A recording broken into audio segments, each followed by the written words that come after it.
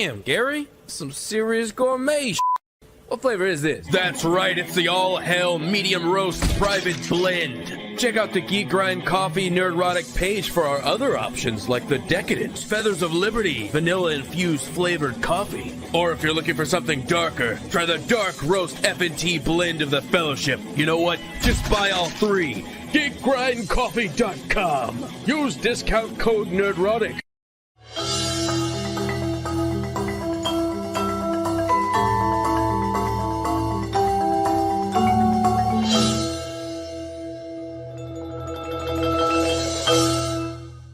The following program is rated TV MAL. It contains strong language and is intended only for mature audiences.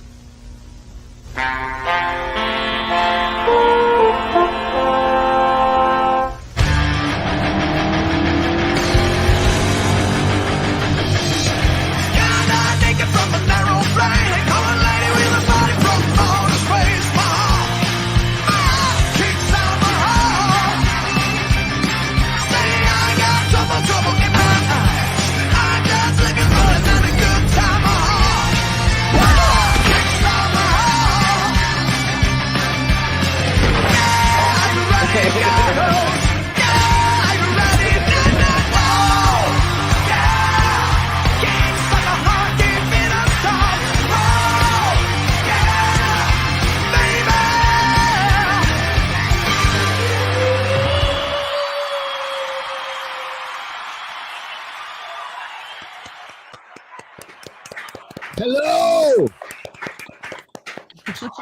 Hello! Before we do anything, X-Ray Girl, what is Dan Vask's current subscriber count? Wow. Dan Vask, YouTube. Just checking. He sang that little ditty beforehand. Beautiful singing. 905,000. 905. That's less than 907, isn't it?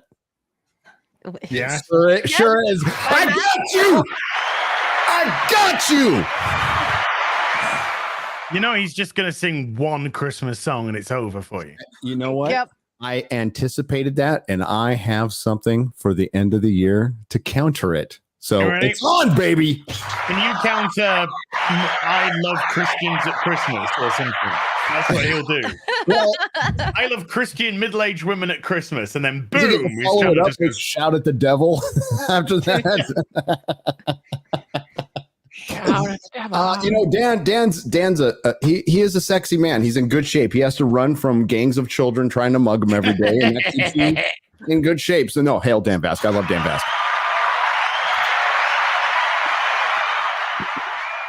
May the best man win. That's right. God, I wish I was able to cut off his man bun too. Because you know what? Cutting off Garrett's man bun might have been one of the, I mean, aside from a couple of other things, one of the most satisfying moments of my life. Wow. Wow. Great. I did it live on Normal World. You can go see it. I almost scalped him. I did. I'd have kept it if I did. Welcome, everybody, to the real BBC bagging, boarding, and chatting. And yes, we did bring the sexy this week. Hi, Az. How's it going? Oh, man. I knew you were going to say that. How you doing? I was just looking at somebody whose avatar picture is a married couple with your and my face on it.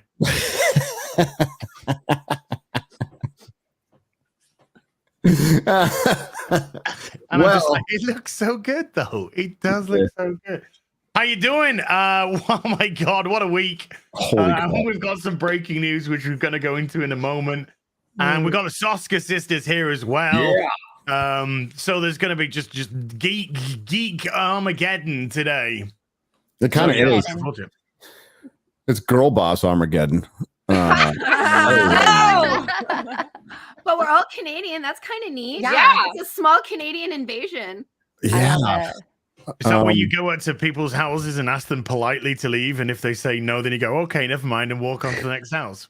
We call that a Canadian standoff. Yeah. When you get a cold and somebody comes by and goes, have you thought about self-deletion today? Oh, man. Number 3 cause of death in Canada right now. Yeah, if you need anything, It's Canada. If you need with mobility, medicine, finances, they say, We have got you the- considered dying? Yeah. It fixes everything. Yeah. The Canadian They're gonna have government people wants to outside be the the leading theaters cause saying of that. death. Did you just see the Marvels? Yes. Have you considered dying? Yes. Felt like that watching that If I can movie. survive the Marvels, I can survive anything. I can survive I anything. like that. Hi, Mahler. Mahler outside of Hello. every screening of the Marvels. Did you go to the theater to watch the Marvels, Mahler? Yeah. There was a slot open really early showing for me and Rags in India, so we decided we'd meet up there and just have a little look-see. It was a great time. There's Hey, more breaking news, by the way. By the way, More it breaking was a news? very crowded theater in India, seeing that it was starring a Muslim Pakistani superhero. It was crazy. I saw like everybody there. So many people, so many friends who were all in that one theater in India, just checking it out. Yeah, it's fun. Yeah.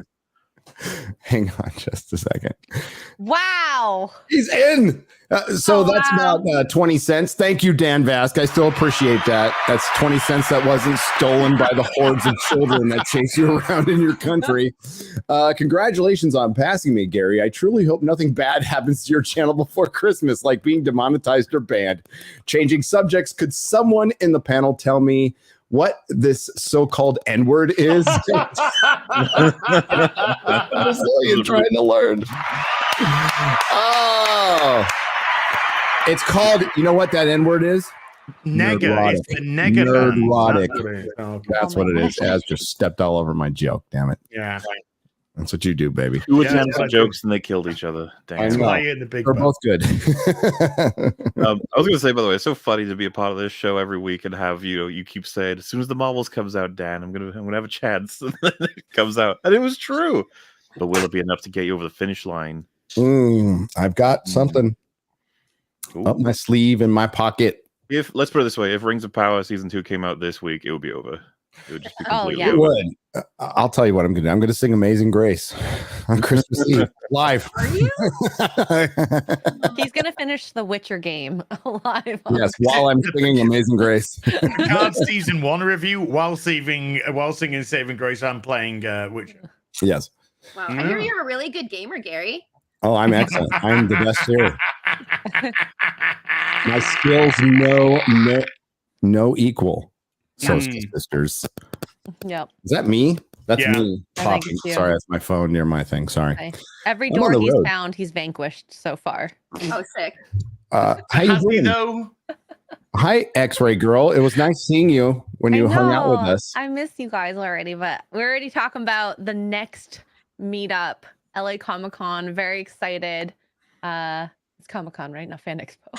It's Comic-Con, yeah. It's LA Okay. Comic-Con. It'll be my first actual Comic-Con, so I'm excited. Oh, really? Yeah, No the way. last Nice. thing was a Fan Expo, so I don't know what the difference between those are. It's the Sorry, same Normie. thing. Fan Expo is a con. You just can't call it a Comic-Con because Comic-Con will sue some places, but not others for Oh, using the term trademark. It's a Comic-Con. trademark. Yeah, yeah. Okay. But it's the same thing. Fan expos are more hyper focused on celeb signings and stuff, and LA Comic Con's more of a like we have, the movie stuff, but we still have a lot of comics there. So, Cool beans. and it's run by the lady who invented and started Hot Topic. Oh, sick. That's cool. Yeah, she's an old punk rock girl. She's cool as hell. I mean, she can't help what it turned into, but she sold it before that. But she's cool lady. Cool lady. Nice. Did I just wake up? I've been up for hours. Are you kidding me? And our very special guest, they've actually written comic books. They are going to be writing a comic book for the Rippaverse, the Soska Sisters. Hey, what's up? Yeah. Thank you so much for having us. We love the real BBC. We love watching you. It's creepy you can Aw. see us back. So Hi, Chad. I'm sorry I'm not in there. I'm Amish, so I can't do both at the same time, even though we're both two girls. Sorry, that came out wrong. I'm Sylvia. 2 girls, 1 stream. I'm Jen. In case y'all don't know, I have fangs naturally, and my voice is a Wow. little deeper because I used to date Jack Daniels. We hook up still, but it's over. Oh, Well, I mean that you don't want to know what that was kind of like. That's me and my wife for years before we got married. We broke. She broke up with me because I was a horrible boyfriend, but we always hooked up. So You there's have a still very hope, romantic Jack. relationship. Daniels. One day, me and Daniels will be like marriage. Weird photos of me with one of those giant Jack bottles, being like, "I finally did it, guys. We made it work." Yeah. I had to break up with alcohol a long time ago. Wasn't very we just weren't good together. Respect. Well, and the How long hard have you been drugs. clean and sober, Gary? I'm approaching 10 years. Fucking A. Wow. Thank you. One day at a time. I'm not there yet. Couple months, but thank you. I appreciate it. That's You got this. Yeah. I'm going to celebrate by getting really fucking high. No, I'm just kidding. Only if the meteor is coming down and we know it's going to crash. It's like, all right, why not? So we have some breaking news. We have a couple breaking news. We have breaking news of something being broken some more. Yeah, looks like it. And we've got some little breaking news, but some fun breaking news. So what do we want to start with? The fun breaking news is Ralph Macchio and Jackie Chan are going to be making a new Karate Kid film. What? Is it going to be connected to the show? I don't know, but they've just announced that they're working together and they're going to be making a new Karate Kid movie. And I love them both. So and I think, obviously Cobra Kai is an amazing show. So yeah. I'm okay with this. But isn't one Japanese and I don't know if they're going to have Jackie Chan as I didn't see the crappy Karate Kid with Will Smith's fucking daughter offspring, shall we say? I don't know what to call them anymore. So I don't know if Jackie Chan was playing a completely different character or if he was playing Mr. Miyagi. But I imagine Jackie Chan would be Chinese in it, not Japanese. Yeah. Maybe it's introducing Kung Fu into the maybe it's karate. the Kung Fu Kid. I'm down with the Kung Fu Kid. That'd be cool. That'd be cool. Transitioning their style of fighting. Yeah. There you go. Meshing, scissoring.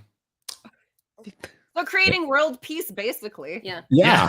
Through Kung Fu and Karate. Through Kung Fu and Karate. World peace through punching and kicking. X-Ray Girl, you explain the differences because we don't know.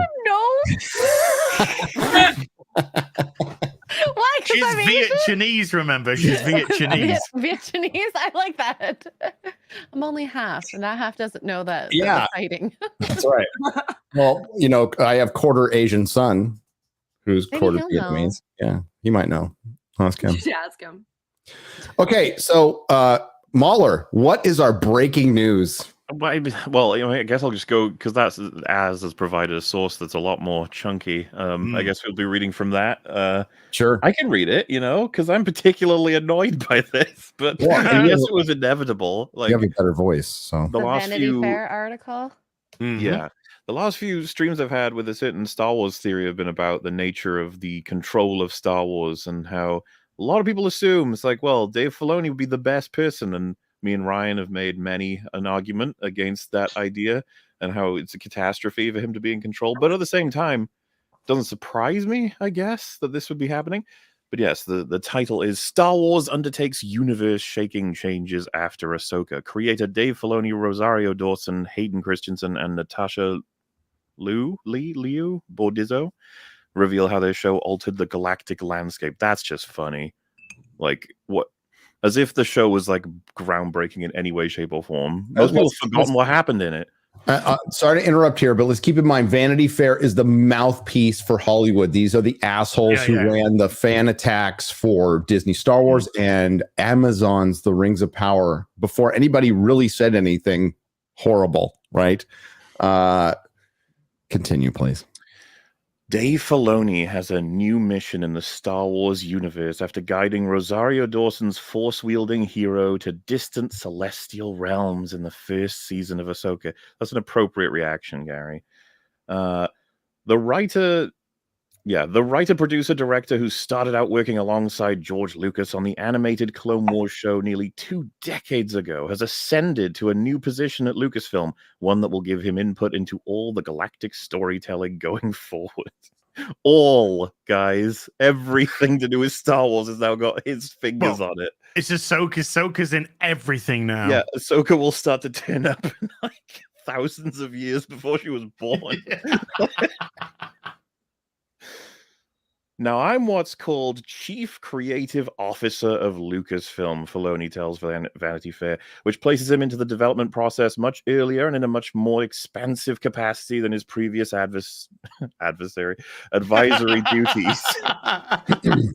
In the past, in a lot of projects, I'd be brought into it. I would see it after it had already developed a good ways.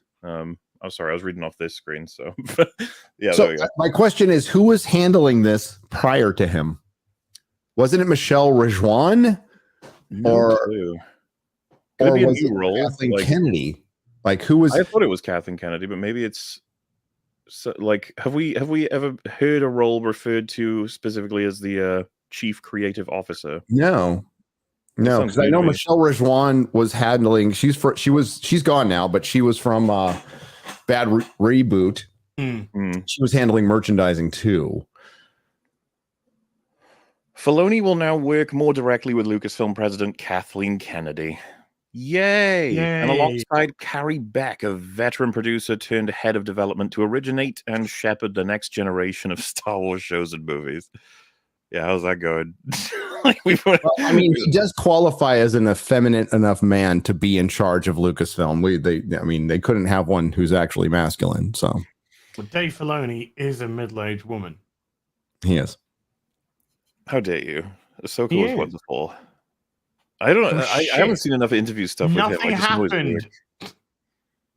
They swapped places. They went, hey, we've come from here. Would you like to go there? Yes, we'll stay here. At the end. Ahsoka. It was great. After spending many years involved in the creation of Star Wars animation, including the Rebels series, he became increasingly involved in live action as a producer with Jon Favreau on The Mandalorian and The Book of Boba Fett. What an achievement those were, especially that last season of Mandalorian. The Book of Boba Fett apparently was very much like their, project as well as Robert Rodriguez's. Did you hear about Mandalorian? What specifically? What Sackhoff said? Katie Sackhoff has now said, "Oh no, I'm not going to be the Mandalorian going forward. That's still very much, Din Djarin is very much the Mandalorian. It's just like, yeah, that's not what Din Djarin's actor said, but yeah, sure, you go. Well, maybe it's not what Favreau said either. Didn't they say one of them say I think going Favreau forward? Said like it was always about multiple Mandalorians. This is a corporation rearranging deck chairs on the Titanic. That's all this is. This is corporatism gone wild in Hollywood. It doesn't fucking work. This is the most tone deaf, dumb decision. Yeah. I can't say Disney's ever made. No, this is very consistent with Disney. It's a very consistent with a company that's lost its way, has no fucking idea what it's doing. None. I wouldn't be surprised if they had told like Dave that we'll announce this officially, in 3 years from now, like 3 years ago or something. They're like, yeah, just do the producing on these couple of shows, and then we'll give you more of a, the official role. But he probably was just doing this role already, for all we know. All right, where are we? In this new role, it's opened up to basically everything that's going on, Filoni says. When we're planning the future of what we're doing now, I'm involved at the inception phase. Oh, good. So he's at the core of like all things that'll be coming out in Star Wars. That's great. So we can categorically, without any fear of being incorrect, blame him. Yes. Yes. He will be responsible now for everything that happens with Star Wars. The news comes a little over a month after the conclusion of Ahsoka, an 8-episode Disney Plus series that explored how Dawson's Jedi grappled with her legacy of being trained by Anakin Skywalker. Yes, that's what that show was about. The mentor who became the galactic tyrant Darth Vader. In case you didn't know, Star Wars fans, that's who Anakin Skywalker is. Due to the long-running Hollywood strikes, I know, I'm just mean, I guess. I don't know. Neither Filoni nor Dawson were able to speak about the show when it debuted. In a Vanity Fair exclusive, both of them are now free to discuss the changes the show brought to the broader Star Wars narrative, both on screen and behind the scenes. Exciting. And what was that exactly? I guess we're about to find out because I fucking couldn't tell from what I saw. Is it going to broaden Star Wars to have long pauses between dialogue and slow walks up hallways and women staring at each other? More stretching a single episode into a whole season, please. Okay. Arm folding. Oh, arm folding. Do not forget the arm folding. That's right. Hope we get plenty of that. Lots of arm fold, because when you fold your arms, you're saying to the audience, I'm folding my arms. I'm folding my arms. I'm serious. I'm ready. This is very serious. Soska Sisters, got a question for you. Sure. Yeah. You're women. Yeah. Last time I checked, which are was you this sure? morning. Well, I don't want to assume anything in today's day and age. It's very sensitive of you. You're very sensitive. Very progressive man here. What is it with Marvel, Disney, main big corporation production companies? Because you've been in film for a long time now. What is it with this fascination that women are brand new? Only just been discovered, just like black people, just been discovered. Oh my God! Look at this new species we just found. I feel a lot of it is an overcorrection after Me Too, because it's the exact same people, and they're like, "Oh, what the fuck do women like?" And that's why they seem like aliens in movies, because they don't actually. It's not authentic. It's not coming from a real place. If it was coming from a real place, it'd feel like the 90s again, where it's like hot chicks blowing up shit, being sexy. Like Princess Jasmine, even like that's how she got Jafar. Like that used to be like the cool thing to see in movies. I think it's also the patting themselves on the back. If they are not the ones doing the first female-led action film, they can't really like say yay. And also, they don't know the subject material. If you bring up like Alien or like Faster, Pussycat, Kill, they've never even seen or thought about those movies. It's like, were there women in those movies? Hell yeah, there were women in those movies. But even though those movies, especially Faster, Pussycat, Kill, it was a movie loved by men and women because men wanted to sleep with Tora Satana and women wanted to be her and sleep with her. And sleep with her. Like the questions came up, just like Michelle Pfeiffer. A lot of questions came up. Yeah. Pam Grier, come on. Yeah. Oh, so Pam Grier got me through puberty. Okay. Well done. The Heartbreak Kid did that for me. Yeah, Hollywood is the equivalent of a husband who got caught cheating on his wife with her sister right after she was pregnant. And Hollywood is now like completely like bringing flowers every day, gifts. And the only reason she's still with them is because she was pregnant and she's going to divorce his ass as soon as she can. That's where Hollywood is with the whole Me Too. Harvey Weinstein did fucking ruin everything, that piece of shit. But it also, victimized a lot of men. We can't set that aside. Roy Price. Yeah. Roy I know Price. so many famous guys that NDA and everything. Chicks made up stories and went public with it because they knew they would have to pay them off and just rip that NDA up. The people in Hollywood are evil. No, they're absolutely evil. That we can't underestimate that. You know more than me, but I worked there for 2 years. Okay, so I worked there for 2 years, and I've been in prison, and there's more honor in prison. And I'm not joking. I'm not even. I believe you. I believe it. There's more honor in prison. I would talk to an A-lister with all of his friends, and the moment he walked away, all of the friends would start talking shit. Every single fucking one. And coming from Canada and going there, the culture shock was so weird because you'd be like, don't any of you like each other? Like he thinks you like him. Look into the story, after the stream of Roy Price, right? He started Amazon Prime. He was with Amazon. He's a former Disney executive. He was at a private party with Bezos, yucking it up with people. And he made like it was actually kind of funny. It was a funny dick joke. And he got canceled for it. Like run out of town, run out of Amazon, gone. He's the guy who negotiated. Joke at a party? It wasn't like a press conference. No. And wow. It was now this is just my opinion. Okay. The way it seemed like it was coordinated to get him out of there. Oh yeah. By certain people who, If they yeah. Yeah, if they actually morally cared, most people wouldn't be working in Hollywood. The most interesting thing that happened after Me Too, I remember we'd be doing meetings and they would be like, just so you know, he's assaulted a few girls, he's gone to jail, nobody really knows, but he's this. So, but he made these movies, so he's the only one who can get, and these guys are all still working. Everybody They're is still there. Oh, they all did musical chairs at the agencies, especially around. Well, yeah. And to talk about the orchestration, now it's obvious. It's come out that Roseanne, she was being taken out of her show day one. Yeah. Well before the tweet came out, they were already moving to remove her. They started the writer's room without her. And then the tweet was just an excuse to be like, you know what, let's shame her, let's get rid of her, and let's get rid of one of the most powerful women in the world who started so many people's career. Let's just get rid of her because there's no value in anything she's ever done. No, wait, that was religion for us in the UK. Friday night, I think Channel 4, 10 p.m. Roseanne. Yeah. Even as kids, we were allowed to sit down and watch Roseanne. Is our buddy Chris Gore in the chat? Frank Gore? He's always in the chat. Look What's what up, he buddy? just said. Hi, Chris. Am I the only one thinking about those classic double mint gum commercials? Just me. No, you're not, Chris. You're amongst friends in the chat. I'm just gonna say that. You're amongst friends. We can get back to this, but thank you. Like that's great insight, and it what protected everybody was having the right politics. That's why so many. Our good friend Jeremy from Geeks and Gamers says this all the time. Those who preach the most have the most to Amen. True. Amen. 100%. Please continue, Mahler, with this wonderful news of Dave Filoni taking over Star Wars. Oh, I love Isn't it great?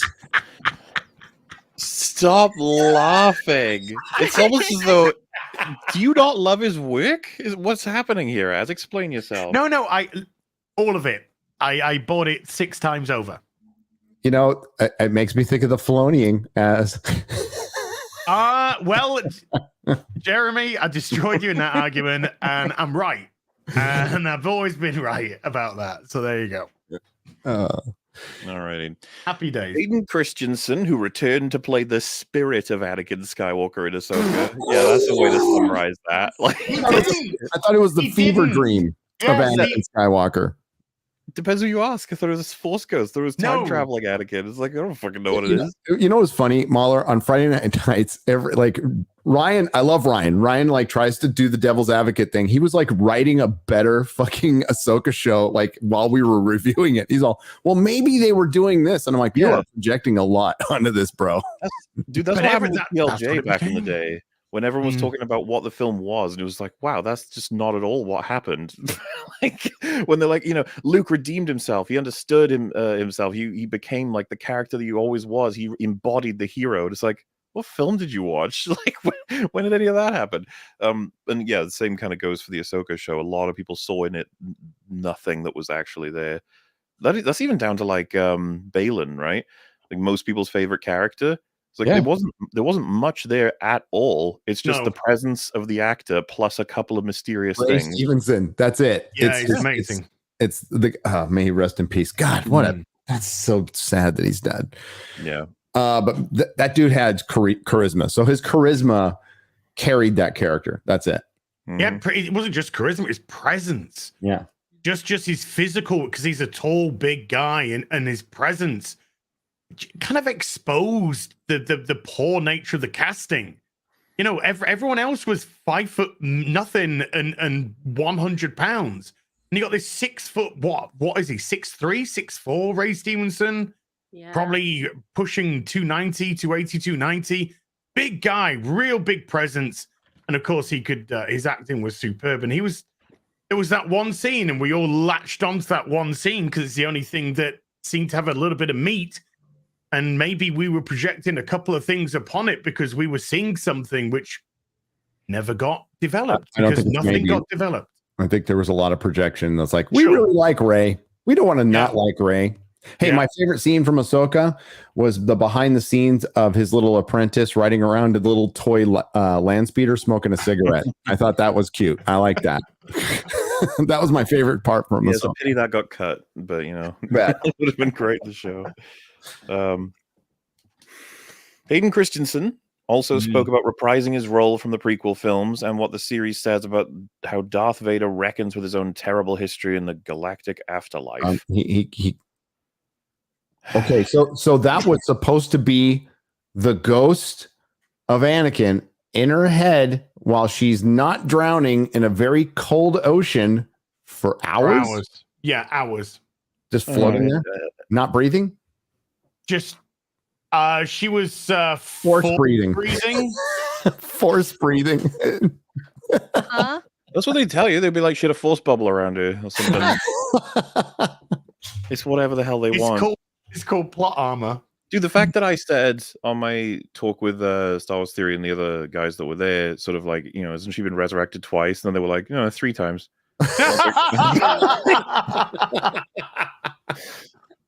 Force skills. Yes. Come on, man. She ate gillyweed. That's what she did. The only comfort I take is that Ray Stevenson kicked her fucking ass, and now he's gone to the other side. He no longer has to suffer the indignity of having his character annihilated if they ever bring it back. Oh yeah, she'll beat him the next time. Well, I'm surprised they let him not be beaten by her in the penultimate I don't know episode. if you remember this or not, Mahler. We will get through this article, but Jesus, there was a time before Force Awakens came out. Remember all the rumors, like what they were going to do. Disney was indeed, and they put a lot of thought into this. They decided not to do it, but they were trying to figure out a way to bring Darth Vader back. They wanted Darth Vader back. Oh yeah. The marketing was like, you thought Vader was gone. He's not gone. Yep. And it was like, huh? No one's ever really gone. And then, Ryan. I guess that's one of the things you can thank Ryan for. But he was just like, nope, no Vader. I'm not doing Vader. Yep. And so it was like, okay. And then JJ comes back and he's like, a little bit of Vader. We're gonna have some Vader in there. Yeah. We'll even have his voice in the trailer. Oh. Just remake Star Wars. Like that's what they want to do. Just remake it. That's the only card you have left to play, and it's terrible. Don't do it. Oh, I can't wait for Lucy Skywalker and Hanna Solo and Prince Leia. And Luke and Han are the ones who hook up. Lucy Skywalker in the sky. Lucy Skywalker in this space with diamonds. That's just about. Right, don't give him ideas, please stop. Jen just swapping all the different characters. It's like, what would Tarkin be called? Like Grand Muff Tarkin. Grand Muff Tarkin. Grand Muffin. You know that anyway, Grand Muff Tarkin would be a body positive woman of some variety and color. If you're just joining the show, Dave Filoni's been put in charge of Star Wars.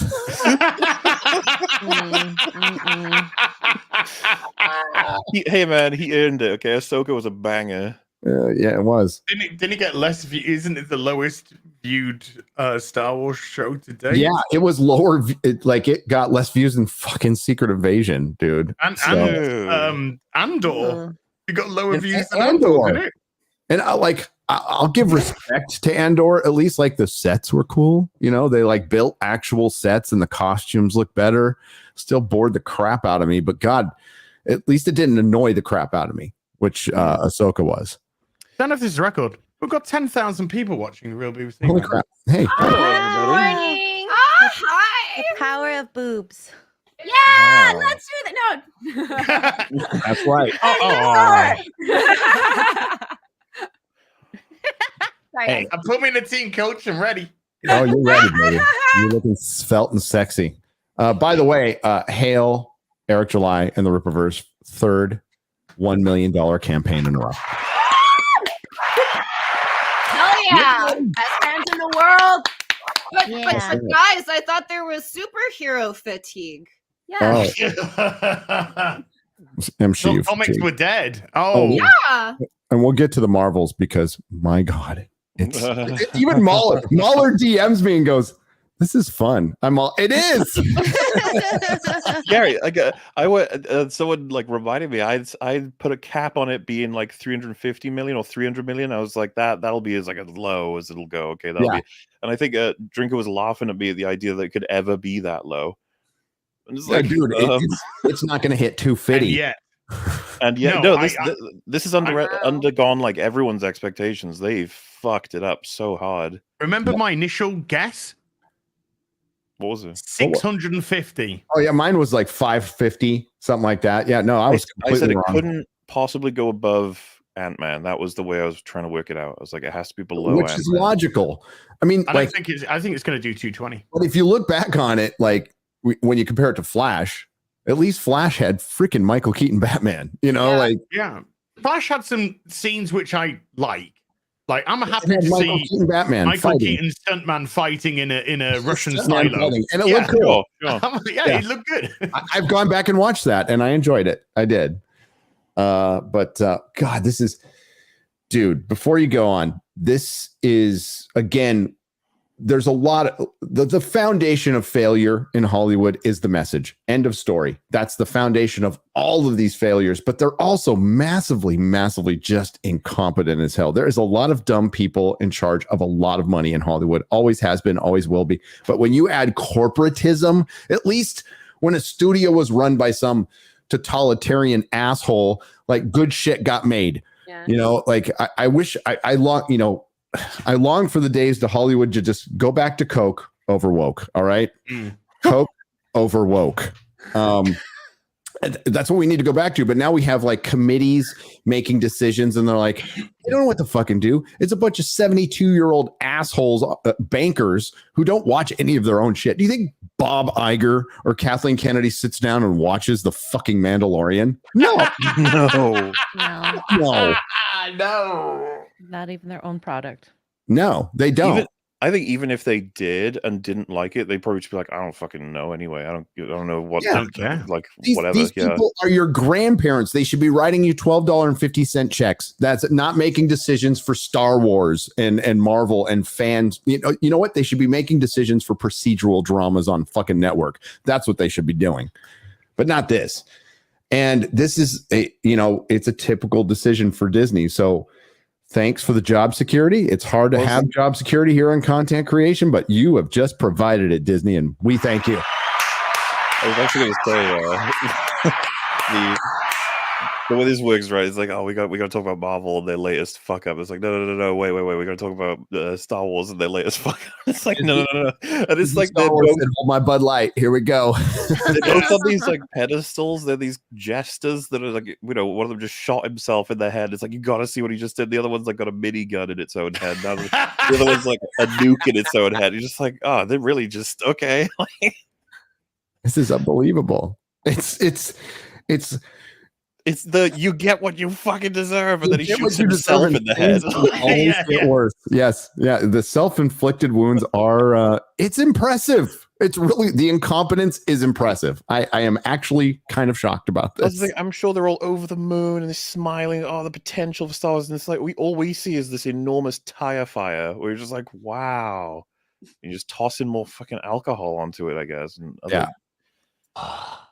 They're going to bring Hayden back again. Muller. They're going to bring Hayden, and I like Hayden. No, definitely. Yeah. I have nothing against him. I think, his performance was not good in the prequels. It was not good, but I got nothing against the guy, and he got way more hate than he should have gotten. I'll say that. But and I'm, it's a nice story that he came back, and he seems like a really chill, nice guy. So I got nothing against the guy, but they're going to bring him back again. They are. Well, Ewan McGregor said he'd like to do more Star Wars, so they'll bring him back as well. Just gonna keep bringing him fucking back. But what's funny is Hayden is now better than him. Okay, so Ewan, I would argue, was the one guy. Don't do it up. Just do it. Wait for all the good content to come out first. Ian McDermott was good too, but we'll do it at Christmas. We'll do it at Christmas.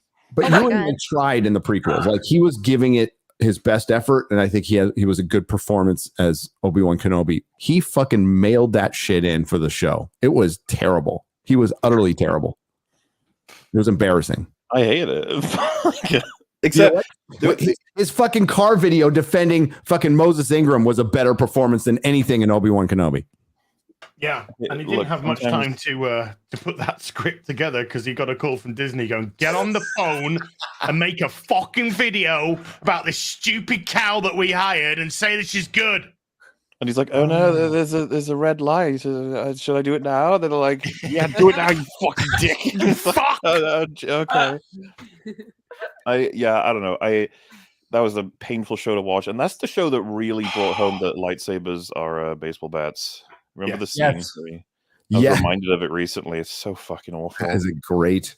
Since when did anybody have to hit a stormtrooper 3 times with a lightsaber to kill them? It's a knife. It's a knife through butter.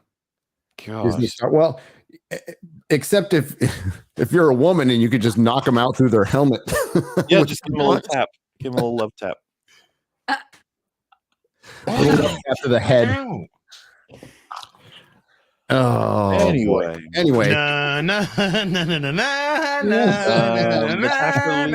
Bordizzo, who plays Sabine Wren, the Mandalorian troublemaker who becomes Ahsoka's own Jedi trainee, addressed the ways Ahsoka opens up this world to a new generation of fans.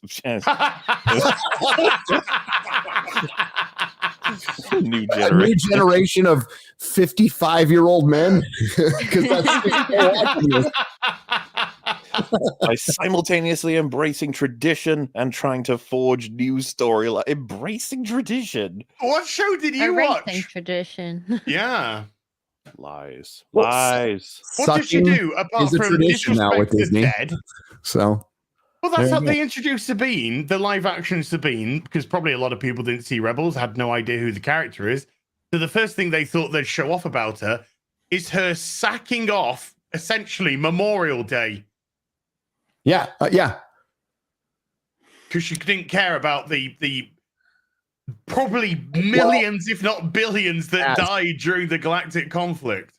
According to the marketing data, that Disney paid millions for, Gen Z really loves people fucking off on Memorial Day. Of course, that data that they got, analytics show Gen Z really loves Antifa and communism. Yeah. And you might want to pause that video, by the way, because that looks like it might get hit with copyright if not careful. Sorry. It's the only interesting thing about these articles. Showing Transformers Dark of the Moon or whatever. I don't know why. But... Which is actually better than Ahsoka. It's a shitty movie, but easily. What's I would up, watch Dennis? that How's over it going? Ahsoka. At least it's got Peter Cullen doing Optimus Prime. Quote, "You just learn a lot from Dave in general, I think," what Lizzo said. "I know that he's traditional in the sense of how he learns so much from George. He has these pillars of storytelling that are dear to him, and then everything else can be untraditional." What are you talking about? What pillars? Ahsoka? Just her being there? What are we like? Pillars of storytelling? There were no pillars there. There was a sandcastle. Sandcastle. We've got ladies here. I can't say what it's pillars of. Dude. I'll go right ahead. I believe the Soska Sisters has probably seen worse than you'll ever see, man. Pillars you leave in the toilet. That's the pillars they're talking about. Copy that. Logs. I come out a wiser man. We watched Attitude Era Wrestling. That was very casual. There's a lot of little nuggets in the toilet back then. I just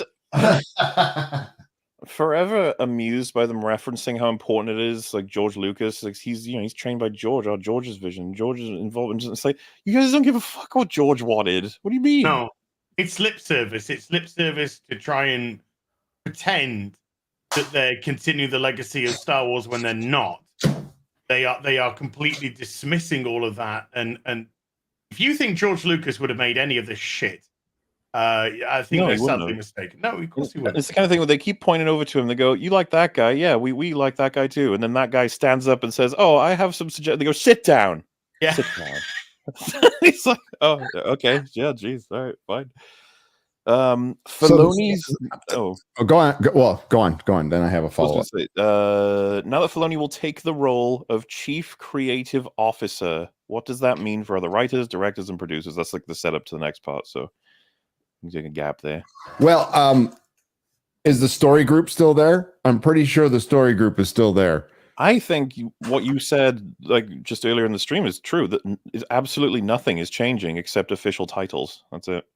Yeah, this is rearranging deck chair. They are trying to cover up their Disney's obviously it's had a shit year. They've had a shit couple of years, but they've had a shit year, and They can't hide it anymore. That's the beauty of the Marvel's failure. It exposes everything, and now you have to rethink. And we've been doing this for a long time, by the way, and so have many of you in the chat.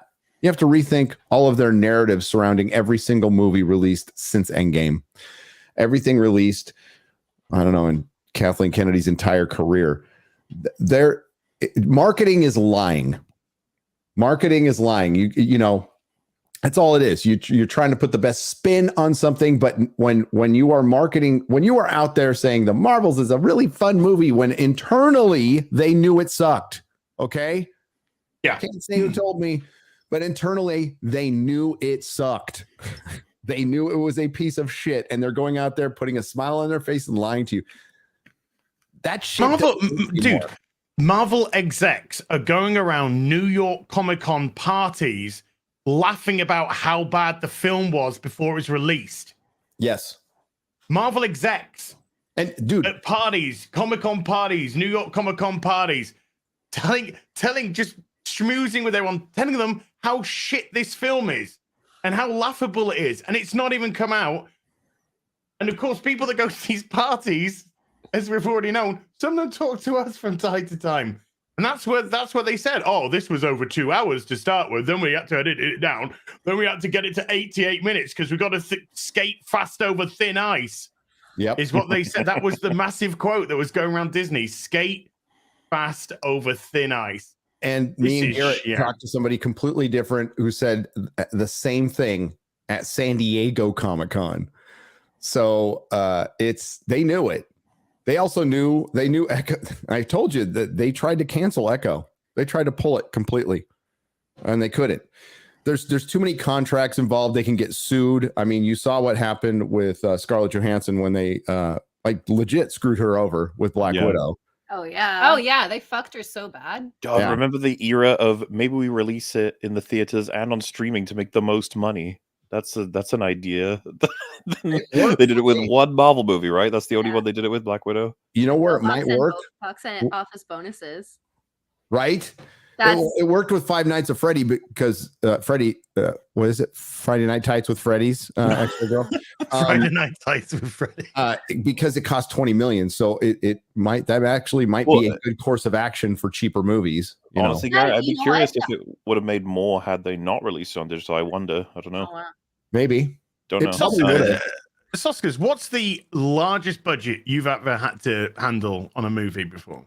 $6 million. American dollars. No, if it's Canadian, that's what, 10 quid, $10, $10. Yeah, we owe you change. It's like $5, eh? And it's about at the time it was 10 million Canadian dollars. Yeah. Wow. Hey, you can make a good movie with that. Sisu was awesome. Oh yeah.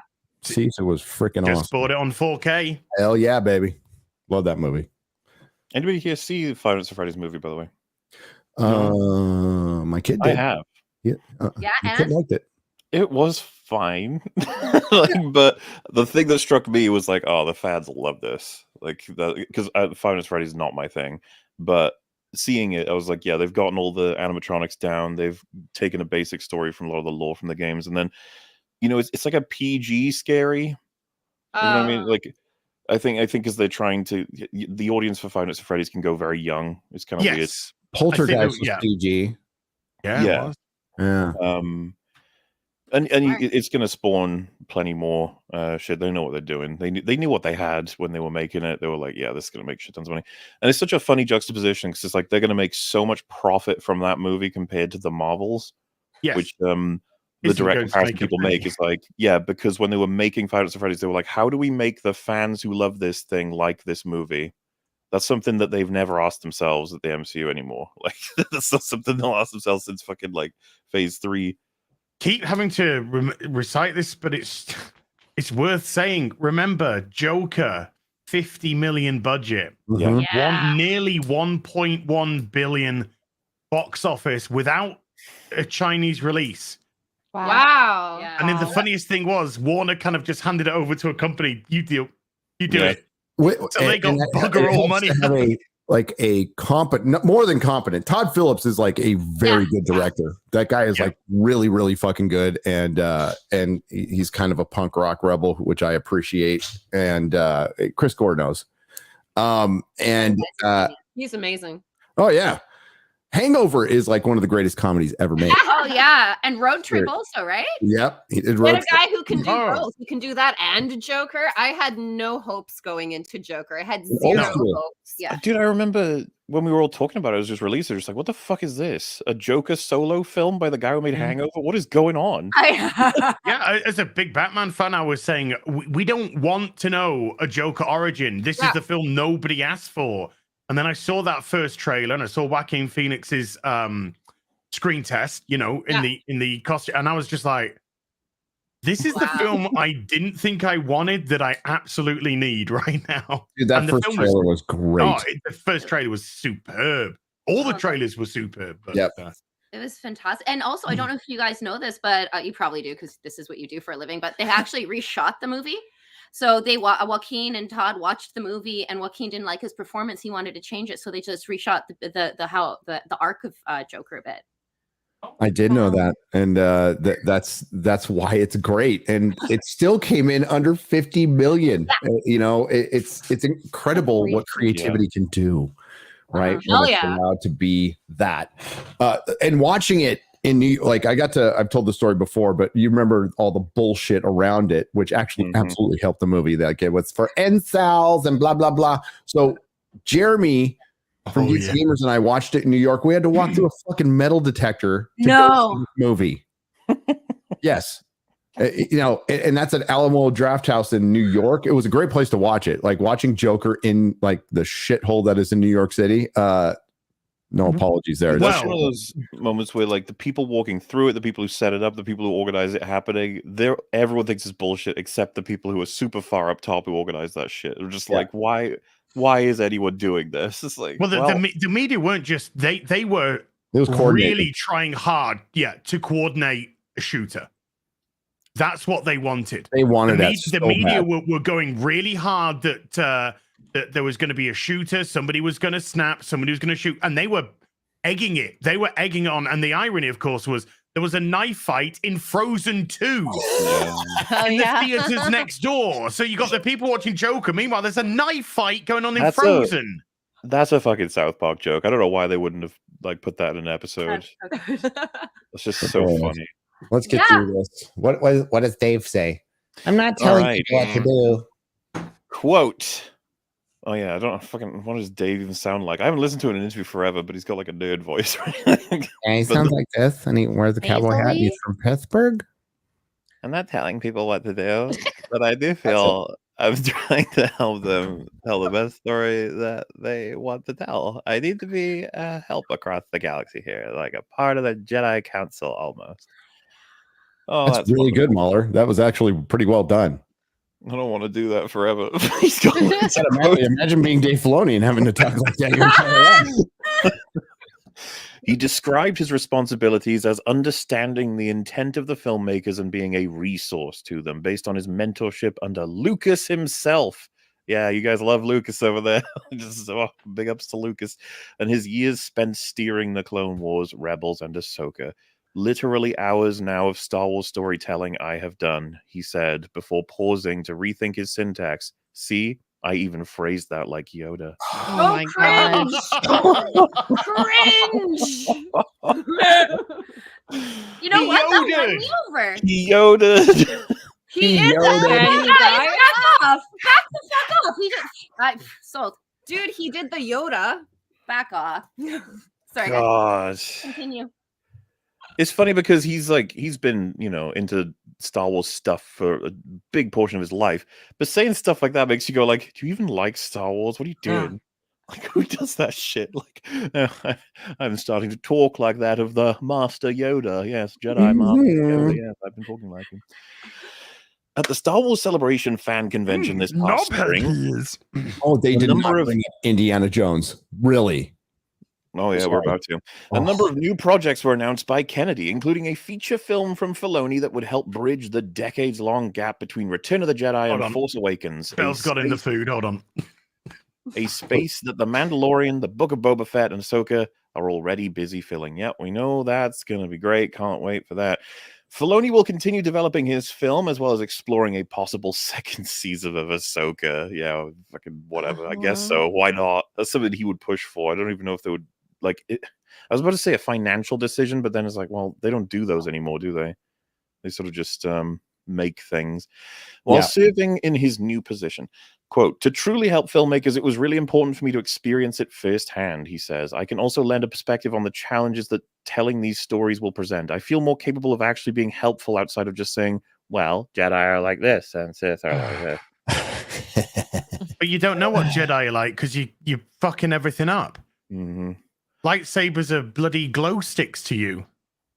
We've got a character that survived being impaled by a lightsaber twice. Yeah. But no, he gets it, man. He gets it.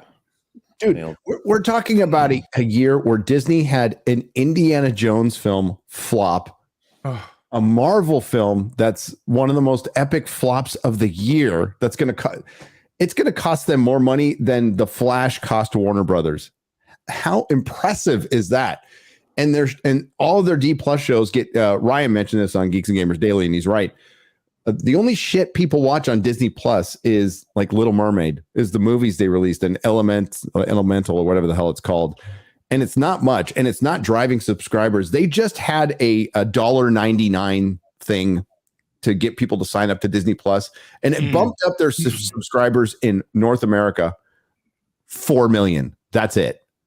They offered it for next to nothing, and they only got 4 million people to sign up, and they're all going to bounce. There are so many things in the UK right now that if you purchase, you'll get 12 months of Disney Plus for free. It's the same thing in Canada. You get a phone plan, you get Disney Plus for 6 months. And that counts as a subscriber. Yes. Yes, it does. It's not as bad as CBS All Ass, which turned into Paramount Plus. They counted what, second from bottom, Gary? Yeah. Second from bottom. Yeah, he said All Ass, okay. The subscribers that canceled were called paused subscribers, and they still counted them. No. It's all such a joke. You know, it makes me think about how, do you remember with all the hyping up of Black Adam in the sense of The Rock is joining DC and that if Black Adam does well, he might have a foothold in deciding a lot. There probably was that going on, right? Like if Black Adam made if it made $1 billion, I know it's silly, but if it made $1 billion, then The Rock would now be making the ultimate decisions perhaps on with DC, just James Gunn hadn't been put in yet, right? There's probably a bunch of talks going on for that, but Black Adam doesn't do that well. I can't remember how much it made in total, but I remember thinking like, that's not doing well, blah blah blah. And like in retrospect, it probably didn't do that bad. Like it was compared to everything else. No, compared to the budget, it did 390 worldwide, 168 million domestic, 222 million internationally.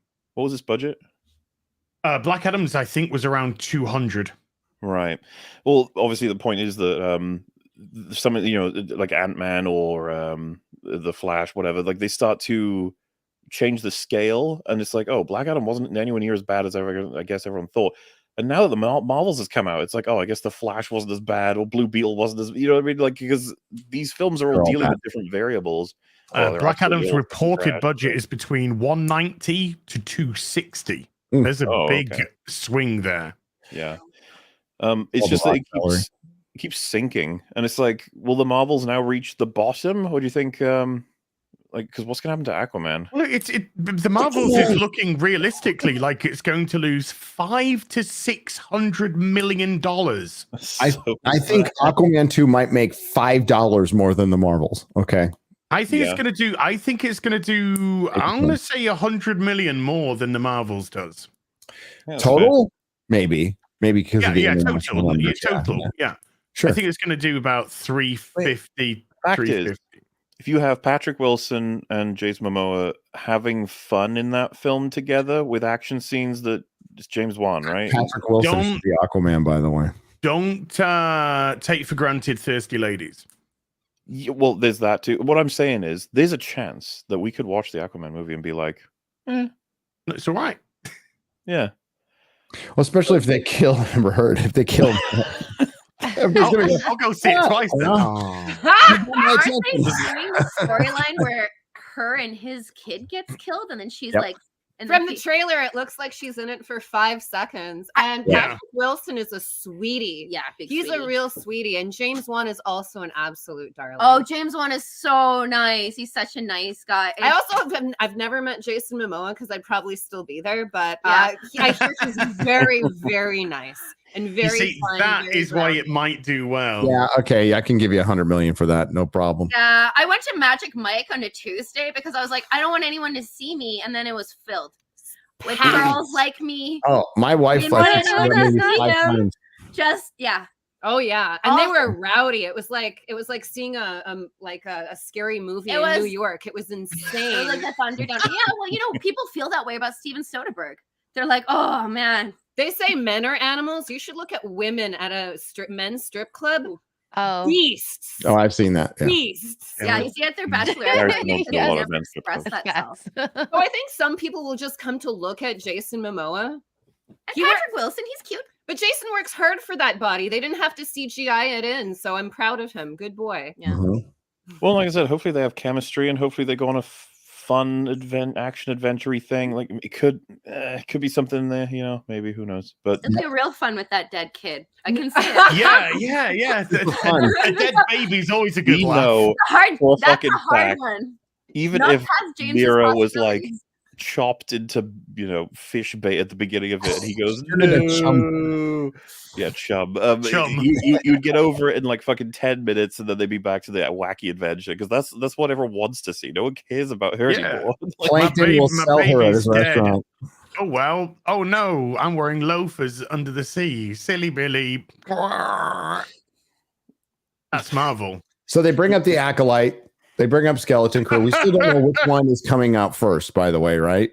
Is it Acolyte? I want the Acolyte so much. The Acolyte is going to be the Marvels of Disney Star Wars. All the titles from Star Wars Celebration are still on the books. Lucasfilm officials say, including a historical epic about the early origins of the Force from Indiana Jones and the Dial of Destiny filmmaker James Mangold. Why would you just announce him that way? Why? Ford versus Ferrari, Logan, something. Yes, Logan. Yeah, go Logan. In the Yuma, not Indiana Jones and the Dial of Dysentery. Okay. From the movie that lost $300 to $400 million. And a story revisiting Daisy Ridley's Rey from director Shabida Bay Chinoy. That's going to be so fucking... That's going to be their big wake-up call when that fails as bad as like the Marvels or something. They're going to be like, oh, 200 million tops. Hey, Mueller. How many Star Wars movies have been released in the theaters since the Rise of Palpatine? That'd be 0, actually. 0. Oh. So that's going good. They've kept the hype up. The culture is... We're doing nothing but talking about Star Wars. Most people don't even know what Ahsoka is. From the film that killed Star Wars comes the character that killed Star Wars in their new film about Star Wars. Disney. Upcoming television projects, including The Acolyte, set in the High Republic era about a century before the Star Wars story fans first encountered in the 1977 original. I must interject, and it's obligatory. The Acolyte, written by former personal assistant to Harvey Weinstein, Leslie Headland. Please continue. Oh wow. Well, yeah, I mean, everyone knows The Acolyte is going to be a big old bomb to look out for, and considering woman who fed women to Harvey. Judas Goat. I was gonna say Judas Cow. Wow. I guess that's how you succeed forward. Oh yeah. Judas Cow, Judas Goat, just a Judas. Evil. And Skeleton Crew, a show about a group of lost young space travelers set sometime after the Empire's defeat and Return of the Jedi. Whether or not that's going to be any good, no one's going to care. That's how that's going to work. Yep. Yeah. So it's going to have the same fate as Andor, even if it is good, but it's it's Star Wars at this point. As president of Lucasfilm, Kennedy will continue leading the overall company, and Beck's role will involve recruiting other storytellers into the Star Wars fold, while Filoni weighs in on the narrative level. Yay! Darth Vader's legacy in Ahsoka. Oh, he doesn't have a legacy. His story's over. Nope, he's got plenty of story left, Gary. Will between worlds, baby. If they pull Anakin out of the world between worlds, this is reading like a press release. They just copy and pasted a press release that was released. Is a press release. Wait, that was released. Well, right around the early hype of Ahsoka. Okay, the early hype of Ahsoka, based on Twitter reaction. Remember when there was actually a little bit of hope surrounding the Kenobi show? Yeah, I remember. I didn't have any of it. But I remember. And do you remember after the first 2 episodes came out? Because I think they came out back to back, didn't they? They did. When the first 2 episodes came out, how all that hope, not just for the Kenobi show, but for anything going forward, was absolutely annihilated. Mm-hmm. I remember. Oh, I remember.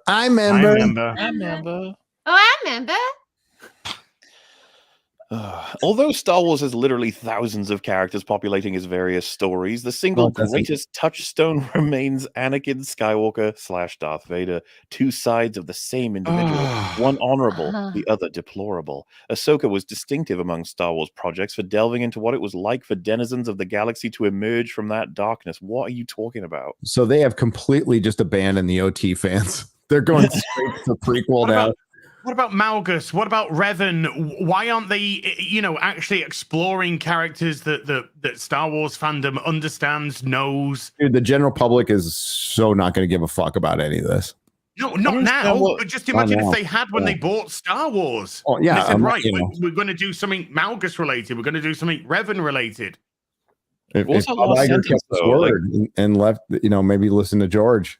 Ahsoka was a distinctive among Star Wars projects because it delved into what it was like for denizens of the galaxy to emerge from that darkness. What are they talking about?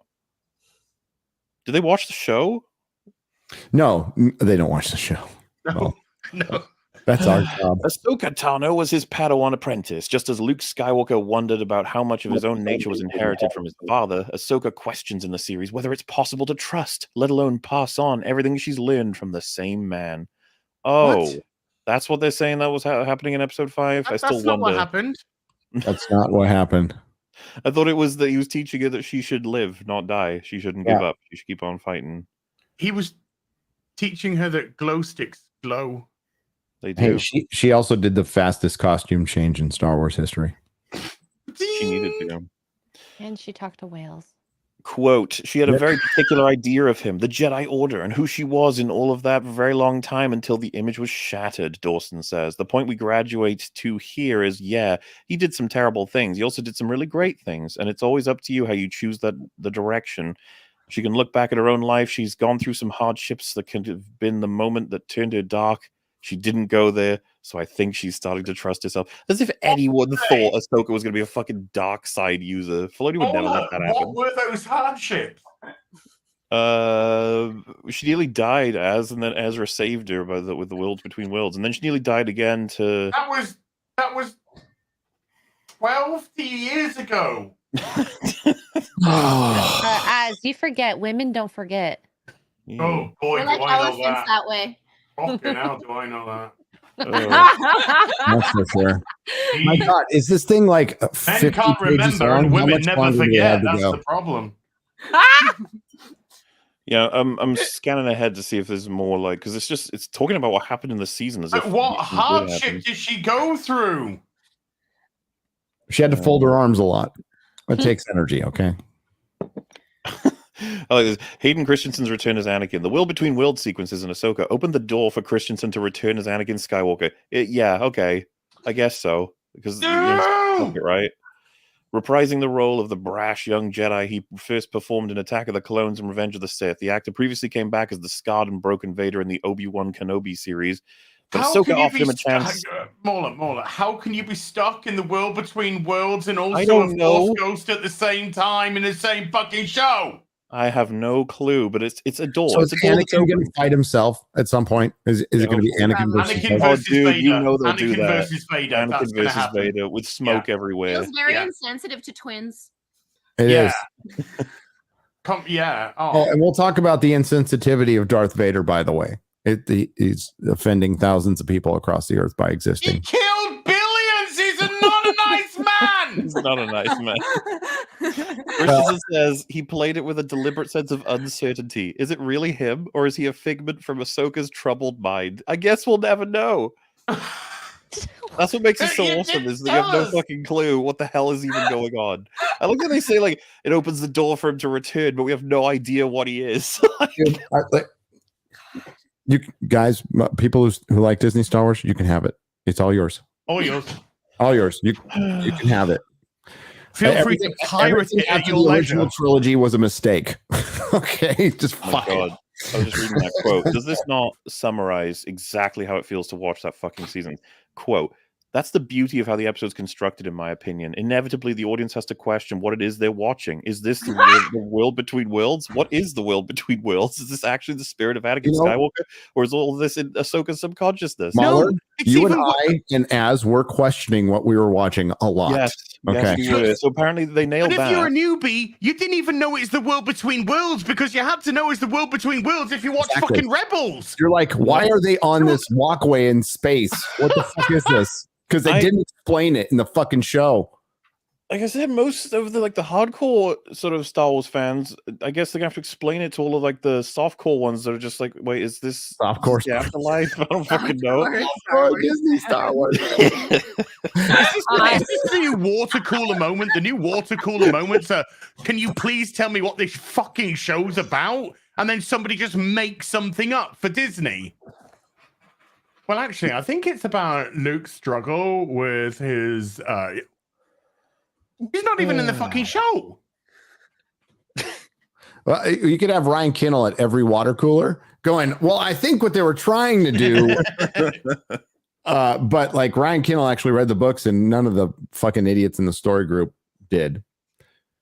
But my God, did they get their diversity and double diversity in dinosaurs? They really did that in Disney and D+ shows, especially The Mandalorian. There's a Filoni quote. My feeling about Anakin is that George resolved everything about Anakin. I don't think I have anything to do there. I'm not trying to add anything to that. And yet, you keep dragging him back in. Interesting choice, Filoni. Did she just hear what she fucking said? Everything Anakin's involved with is about her. It's about her point of view. The story's resolved and nobody know what the fuck's going on. That's what she said in nicer language.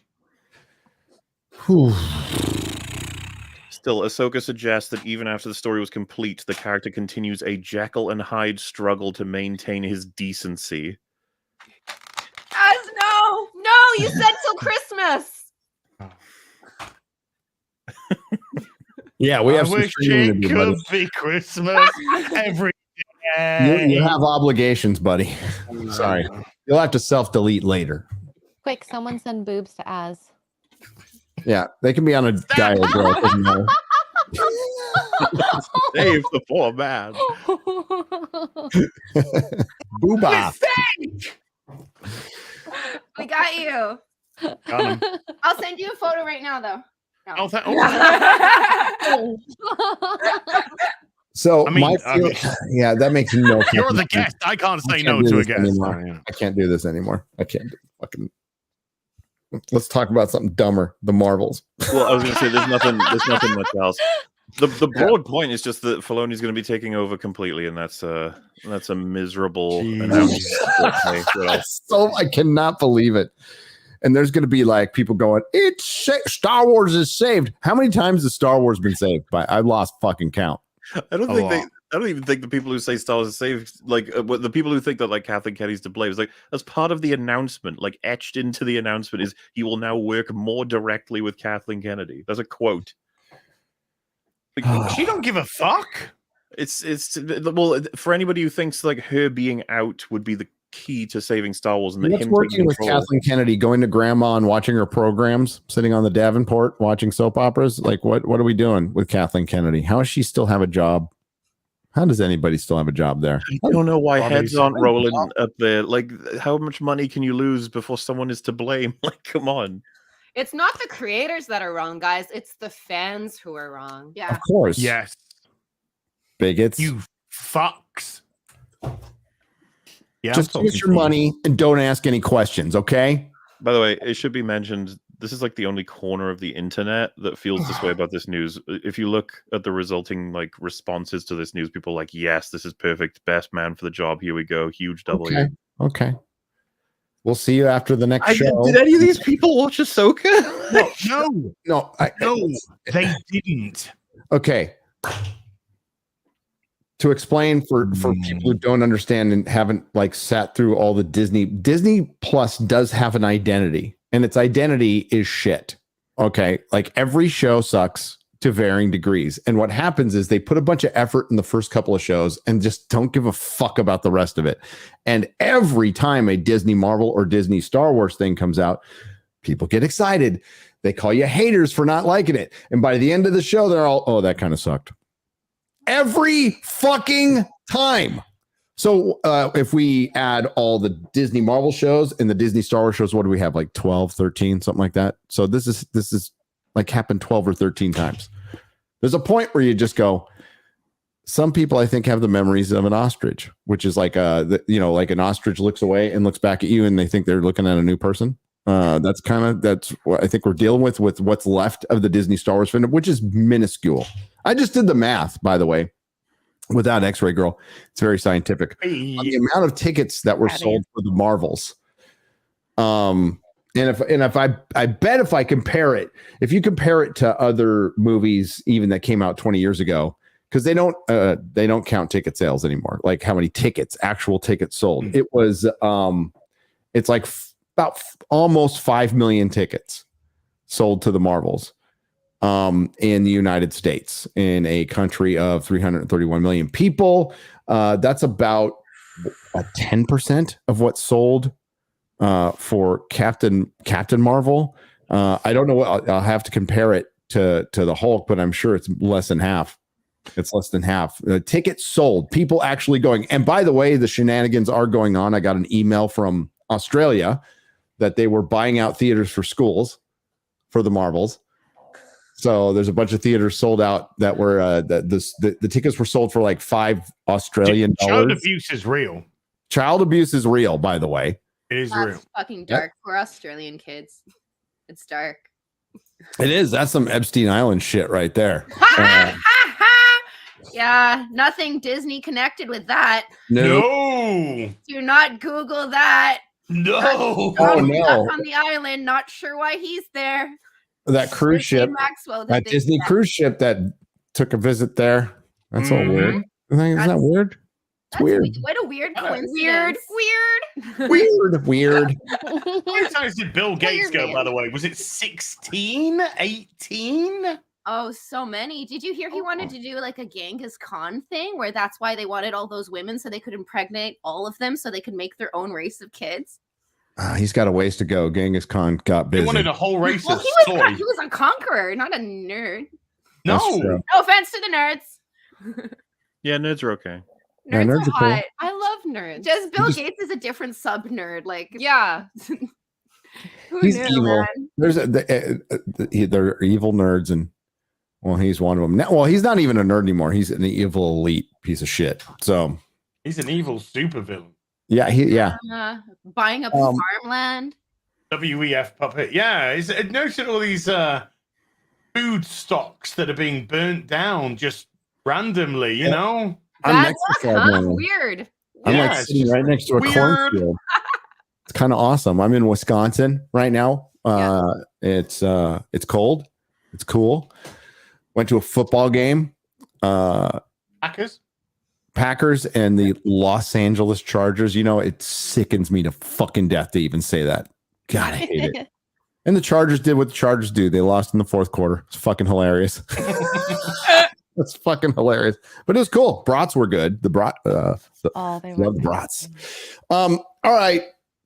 The Marvels is the fallout has been fucking wonderful. The quote from the Access Media has been glorious. They've been caught red-handed in so much shit. If you watched my last video, I was just moseying around looking for stuff to talk about. And I'm like, I remember with the Eternals, there was like keywords. And I'm like, I wonder if there's any keywords. So I found the Nia DaCosta arc. By the way, blurred apparently is a term that I have never fucking heard it. I have sold comics in San Francisco. I've never heard I've been a nerd all my life. I've never heard the fucking term blurred. And I fucking hate it, by the way. when I saw that in your video, the first thing I assumed was like the screen was blurry. Like what are we talking about? That's why when you included your explanation, I was like, thank you, Gary. I never would have fucking known that. Yeah, fuck that, by the way. That nerddom is supposed to bring people together. We're not separating ourselves and everything. This is where corporatism is fucking destroyed. So a blurred is a black nerd, apparently. Yeah, which you're just a nerd. Yeah. You're either a nerd or you're not. The people who use the fucking term blurred are not fucking nerds. They're fucking fake nerds. They're fucking posers. Hell no, because that's not what it's about. So yeah, I remembered from the Can you Eternals. buy me a noose for Christmas, Gary? Shut up. Of course. Just But come of over course, to you know, Canada. Sam, we love you. Of course we buy you a new. Yeah. Get a Don't cold, hang out with go to us Canada. first. Yeah. So with the Eternals, it was really obvious with the Eternals. Like we had Kevin Feige, we had every star use the term different in describing it, right?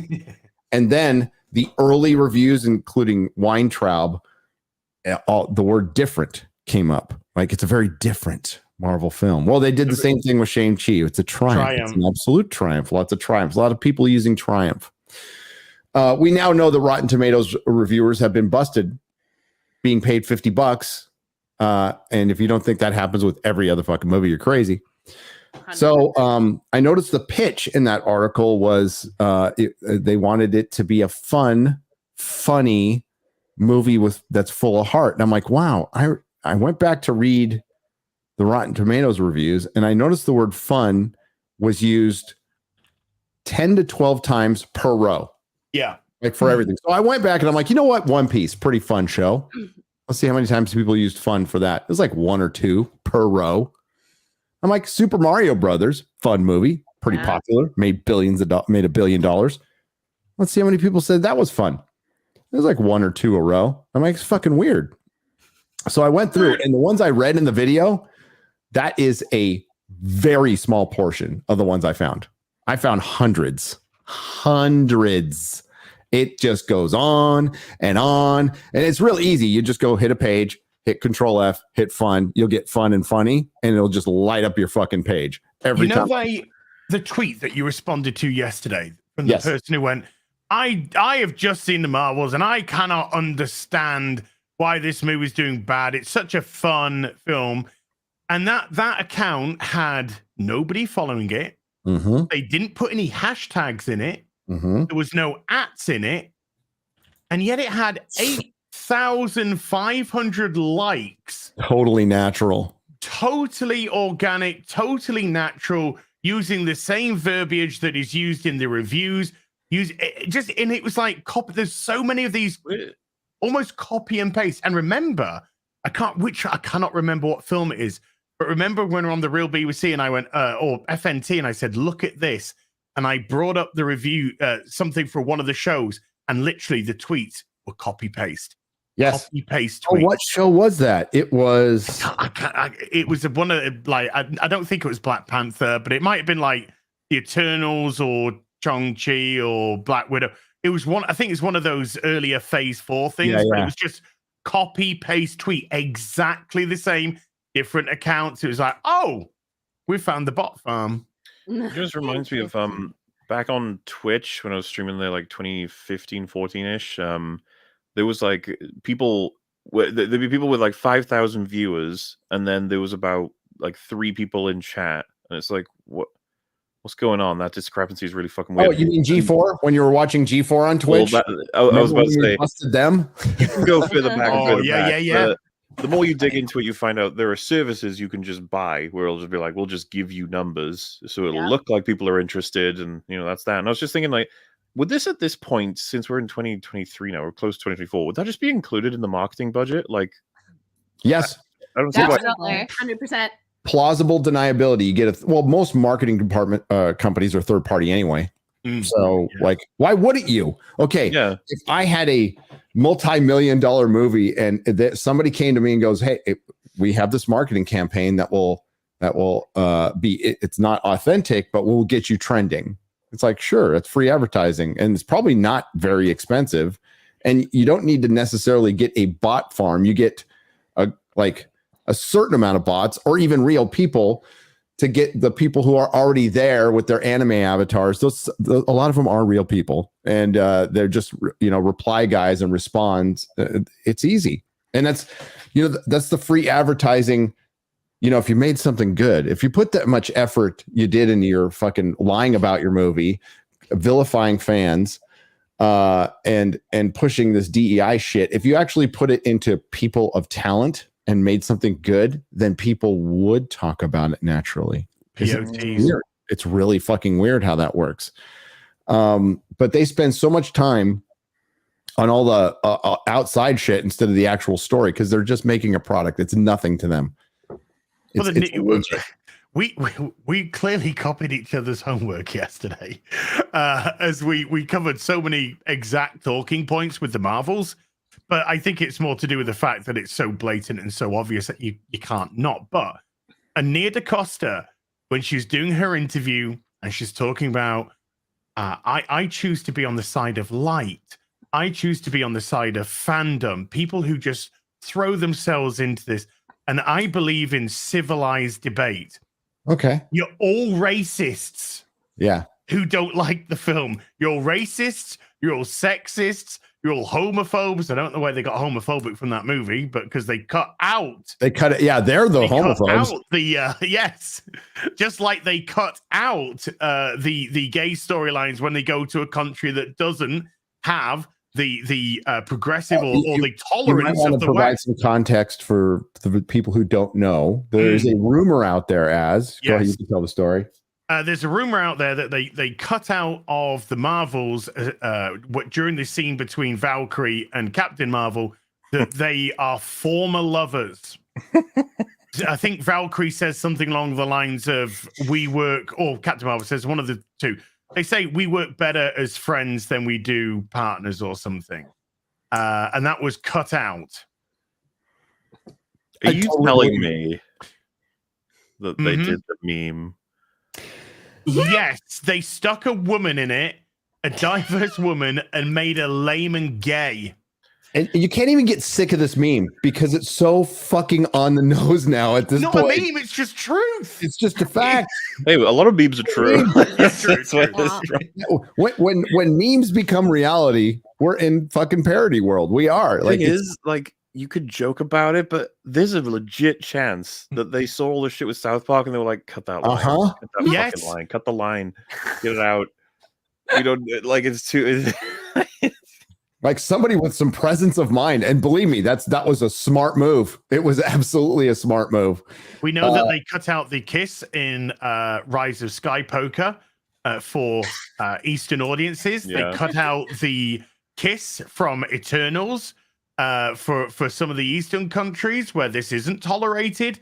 So we know that they reduced. They cut out the flags in the background in San Francisco, which are everywhere in San Francisco. Yeah. You film in San Francisco, you're going to get a gay flag and a trans flag. They're just everywhere. And they cut Spider-Man 2, the video game, they've removed all the pride flags in that game for one of the Did you see the tweet where Yellow Flash is all, where can I get the Saudi Arabian version of Spider-Man 2? That's so good. That was so, they're hypocrites. They don't give a shit. They covered Chadwick Boseman's face on a poster for China. Yeah. They shrunk Finn. How many times? They thanked a concentration camp, for Christ's sake. Yes. I mean, they're full of shit. And it's just great that more people are recognizing it. And you know what? It takes a while. I use the term normie. It's a term of endearment. I don't use it to shame anybody. And it's actually a term that I use from recovery. A normie is a person who can go out and have a glass of beer and go home and not want to finish everything in the bar and then go out and get a bunch of coke and hookers afterwards. So a normie is a person who works, raises their family, does their thing, helps keep the world going around, and they don't have time to hyper focus on fucking pop culture. They just don't have time. So yes, it's taken a lot of time for them to see what's going on based on, because a lot of them still watch broadcast news and they're not getting shit from there. But like that even made the Marvels failing made Fox News, which I thought was just surreal. And they're like woke entertainment. And I'm like, whoa, look at you guys. I go as far as saying like the tracks were sort of I hesitate to say this, but between a lot of us in our spheres, we've laid them all out for the audience for like more than years. We've been saying like half this a is how it will decade. go. And yeah, we'd even say like if they're really going to make a film called The Marvels with Captain Marvel and a bunch of people from these shows no one cares about, it's like it will do this, it'll have this result, it'll be coming off the end of all of these things, we'll be tracking it through all these other things.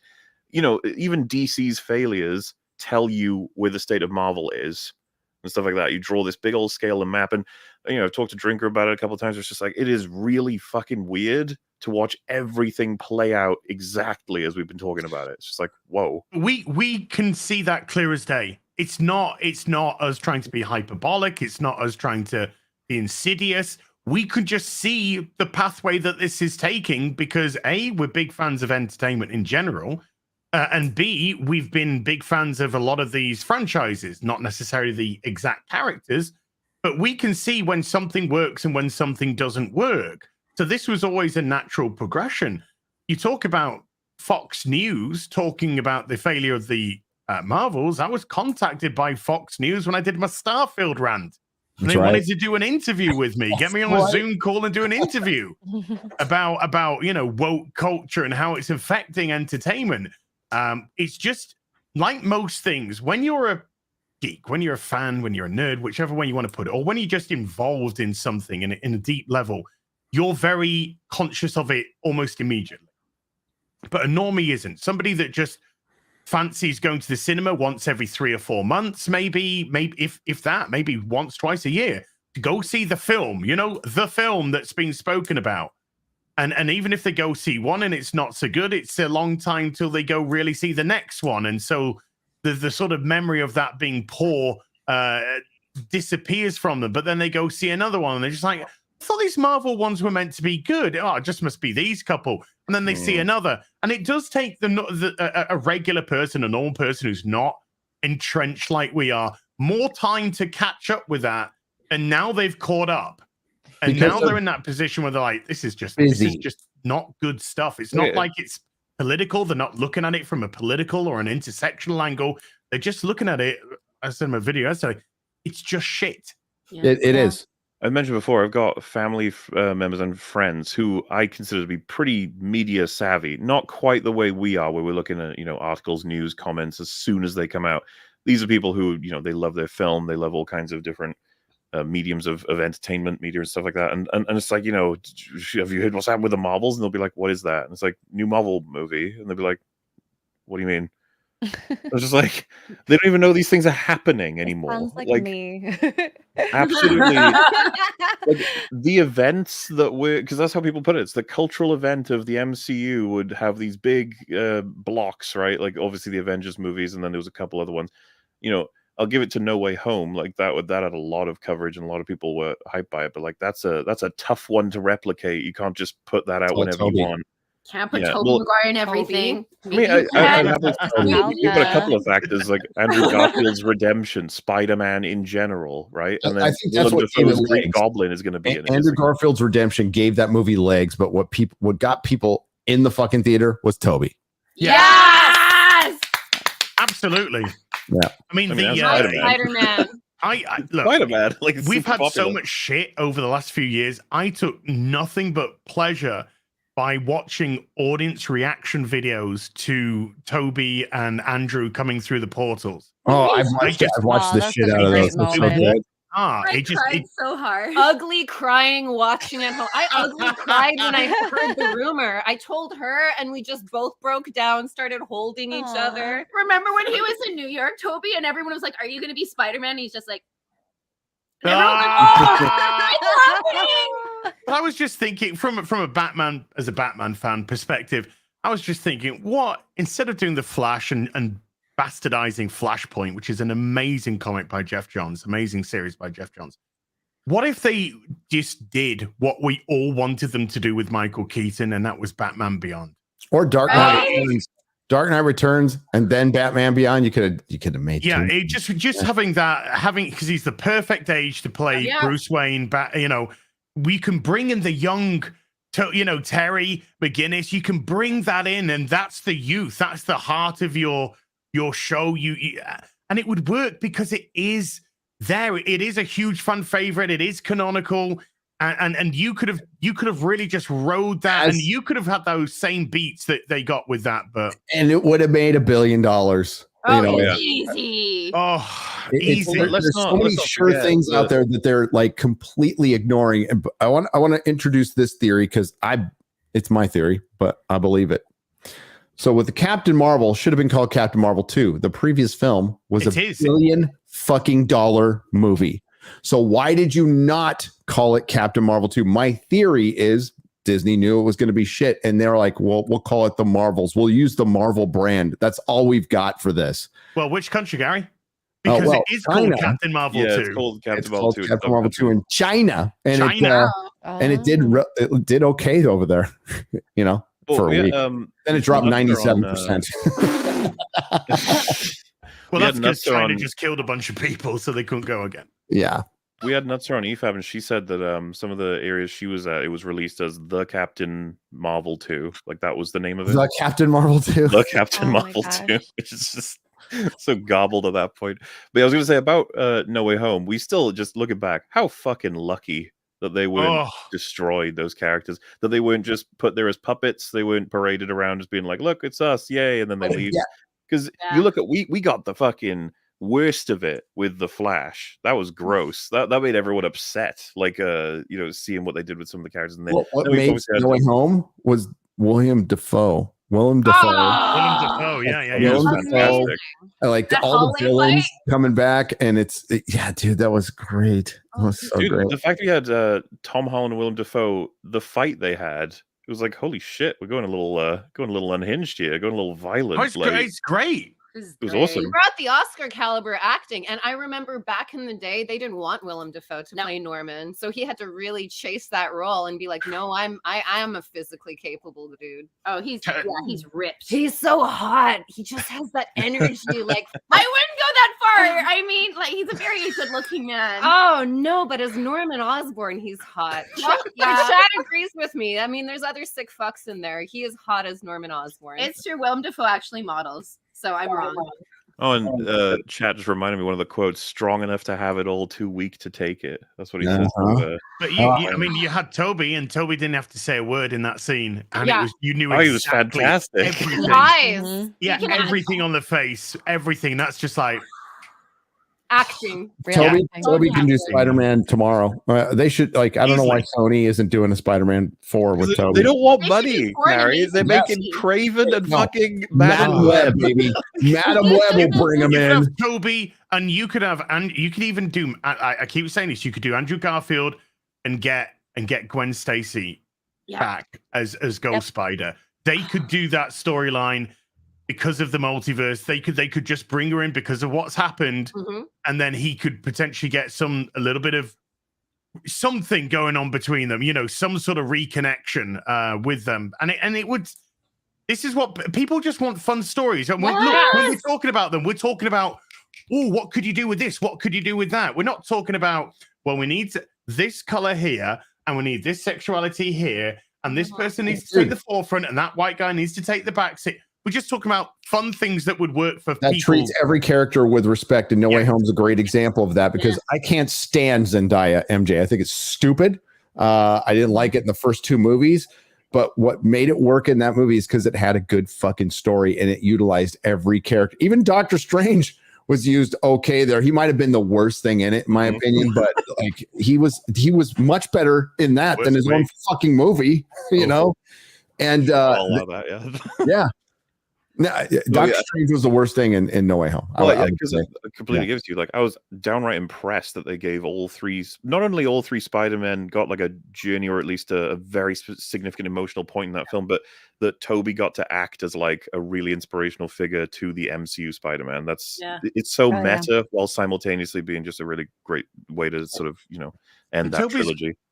Both Toby and Andrew's Spider-Mans, regardless of how you feel about Andrew Garfield's Spider-Man. Both of them have incredible music attached to those characters as well. So when you weren't just seeing the character, you were getting that musical drop as well. So it really it's like a smell, a taste. It can take you back. It can spark a memory, a feeling, an emotion. And you got that because the music was just so great in those movies. So it was so smart how they weaved it together. I think people liked Andrew Garfield's Spider-Man way better because he did the catching of Zendaya. He did the whole thing, and then his emotional response to that. Oh. And of course, Andrew's mother just passed away a few years ago. So I don't know if anybody's watched his work since then, but he's so more emotionally deep and just it's just gorgeous to see. I couldn't. That was a great scene. That was great. And the reactions that killed everybody. Yeah. It's crazy because it's from a movie that most people agree. Like, Amazing Spider-Man 2 is shit. But it's like, I hated that. It redeems it. It redeems that's how you do it. You're supposed to take the things that you can best work with and move forward and try to repair. Like, Well, they hinted that Andrew Garfield's Spider-Man went down a dark path after Gwen died. Yeah. That's hinted at. It's something to be played with. Yeah. As I said in my last video, believe it or not, folks, we don't hate women. We're not against any make, shape, or size in a fucking movie. We're not about that. But this isn't equality. It's not it's the true version of their equity, which is bullshit, which is making their term diversity means less white.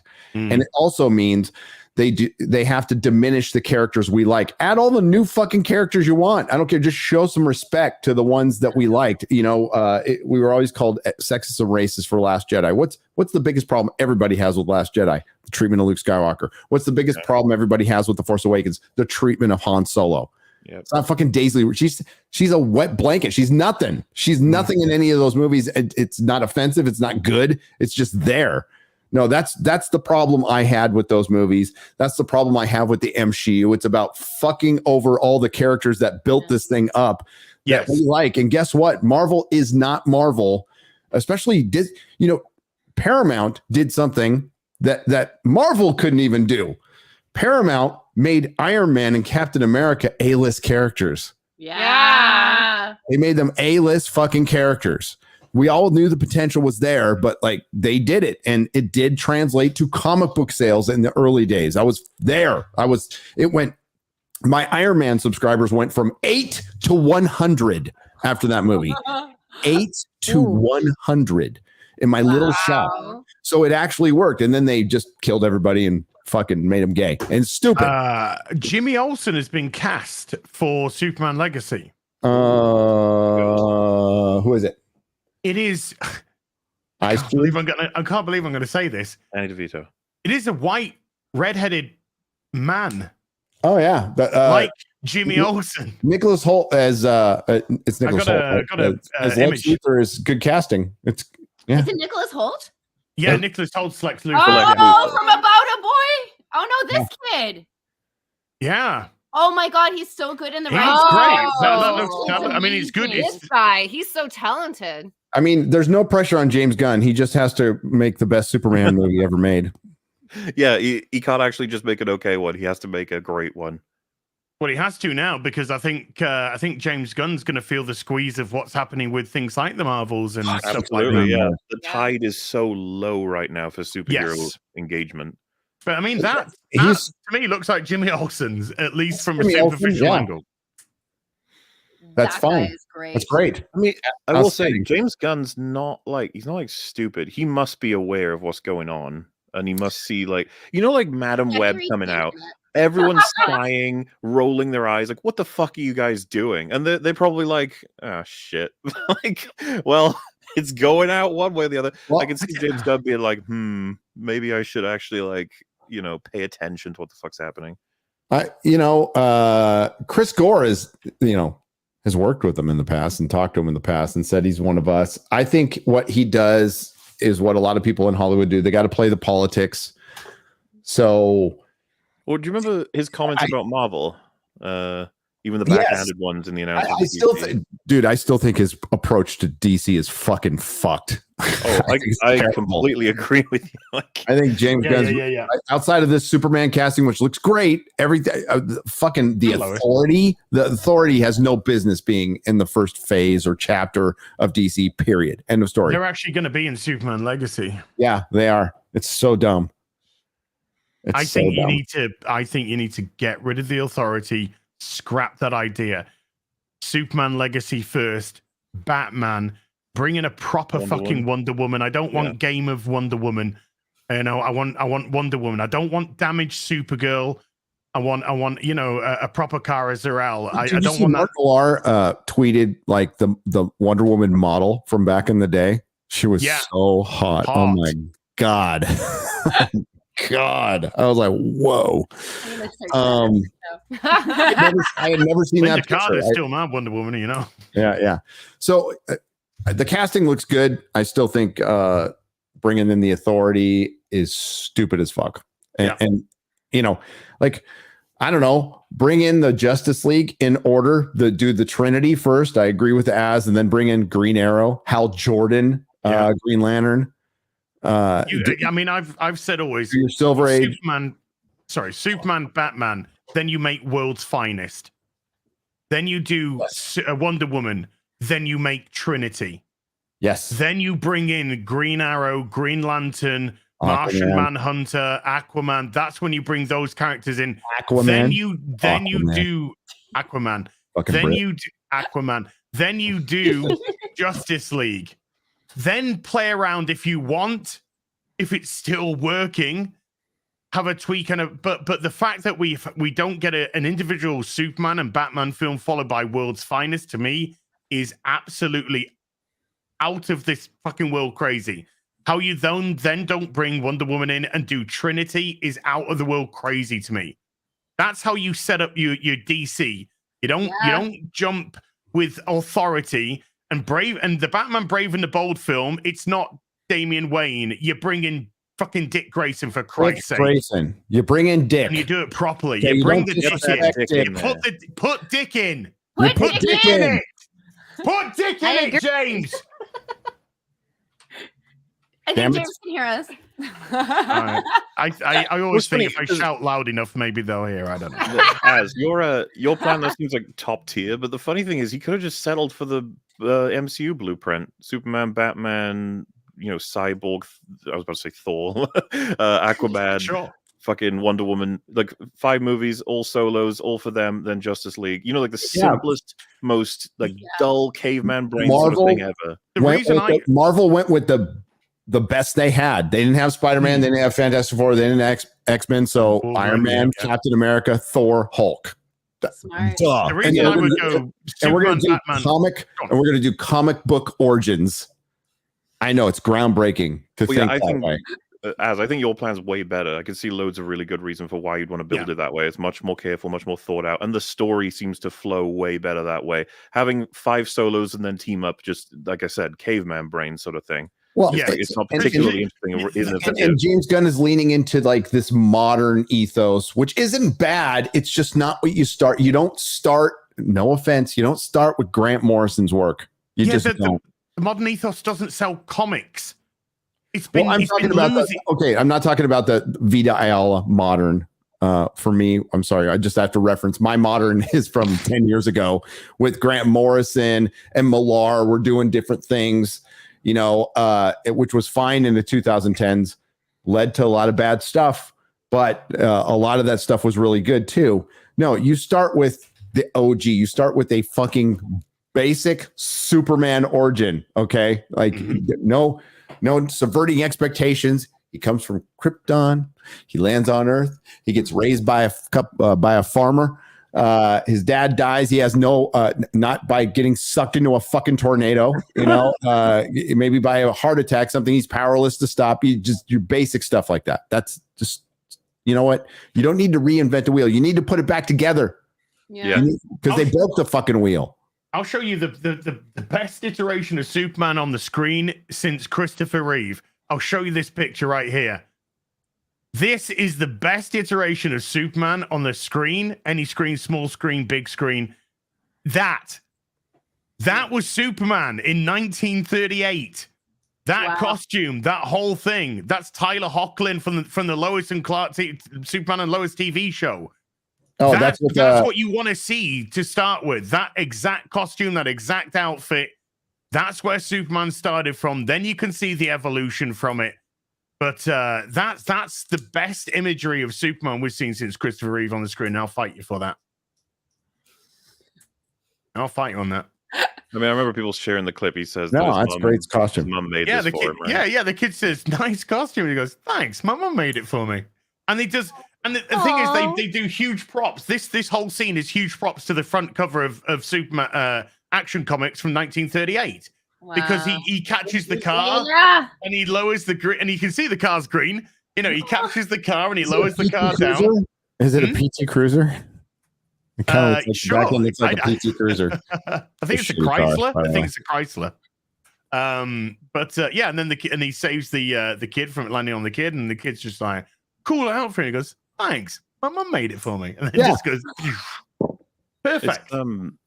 It's funny as well Awesome. because like there's so much of that attitude that I do believe has some level of intuitiveness to it. Like we've told these stories a million times. Let's try it with a bit of a twist. But at this point, it's just like who's tried telling the story we all know? Yes. Does anyone? Because everyone's like, well, I want to throw my own thing in there. I want to do, but it's just like it would be crazy if you could just tell it as it is.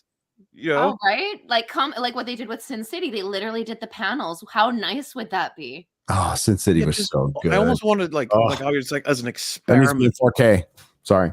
And then the funny thing is, like, you check out Peter Jackson's comments as he's creating Lord of the Rings trilogy, right? A lot of it is like, we don't want to fuck with his work. We want to do the best we can here. Which what a fucking difficult thing to do, to move 3 books into 3 films. Yeah. DC has such an easy path of progression with their timeline, with the Superman, Batman, World's Finest, all that. When you go that, and then by the time you've done all that and you've hit your first Justice League film, you're probably 7-8 years deep. The actors are starting to age. Great. That's not a problem, because then you can do their sequel films, you can push them, you can develop them even further, and then maybe it's 10, 12 years down the line before you do your second Justice League. But the second Justice League is going to lead into Kingdom Come. Yeah. Because your actors are now 15 years older than they were at the original standpoint. And you can literally move into the Kingdom Come storyline with the same cast and tell the same story. And it would work. And it would work in spades. It's a blueprint that's just laid out for them. I hope a studio guy has been watching this show and being like, "Oh fuck!" If you're listening, James Gunn, scrap everything except Superman Legacy.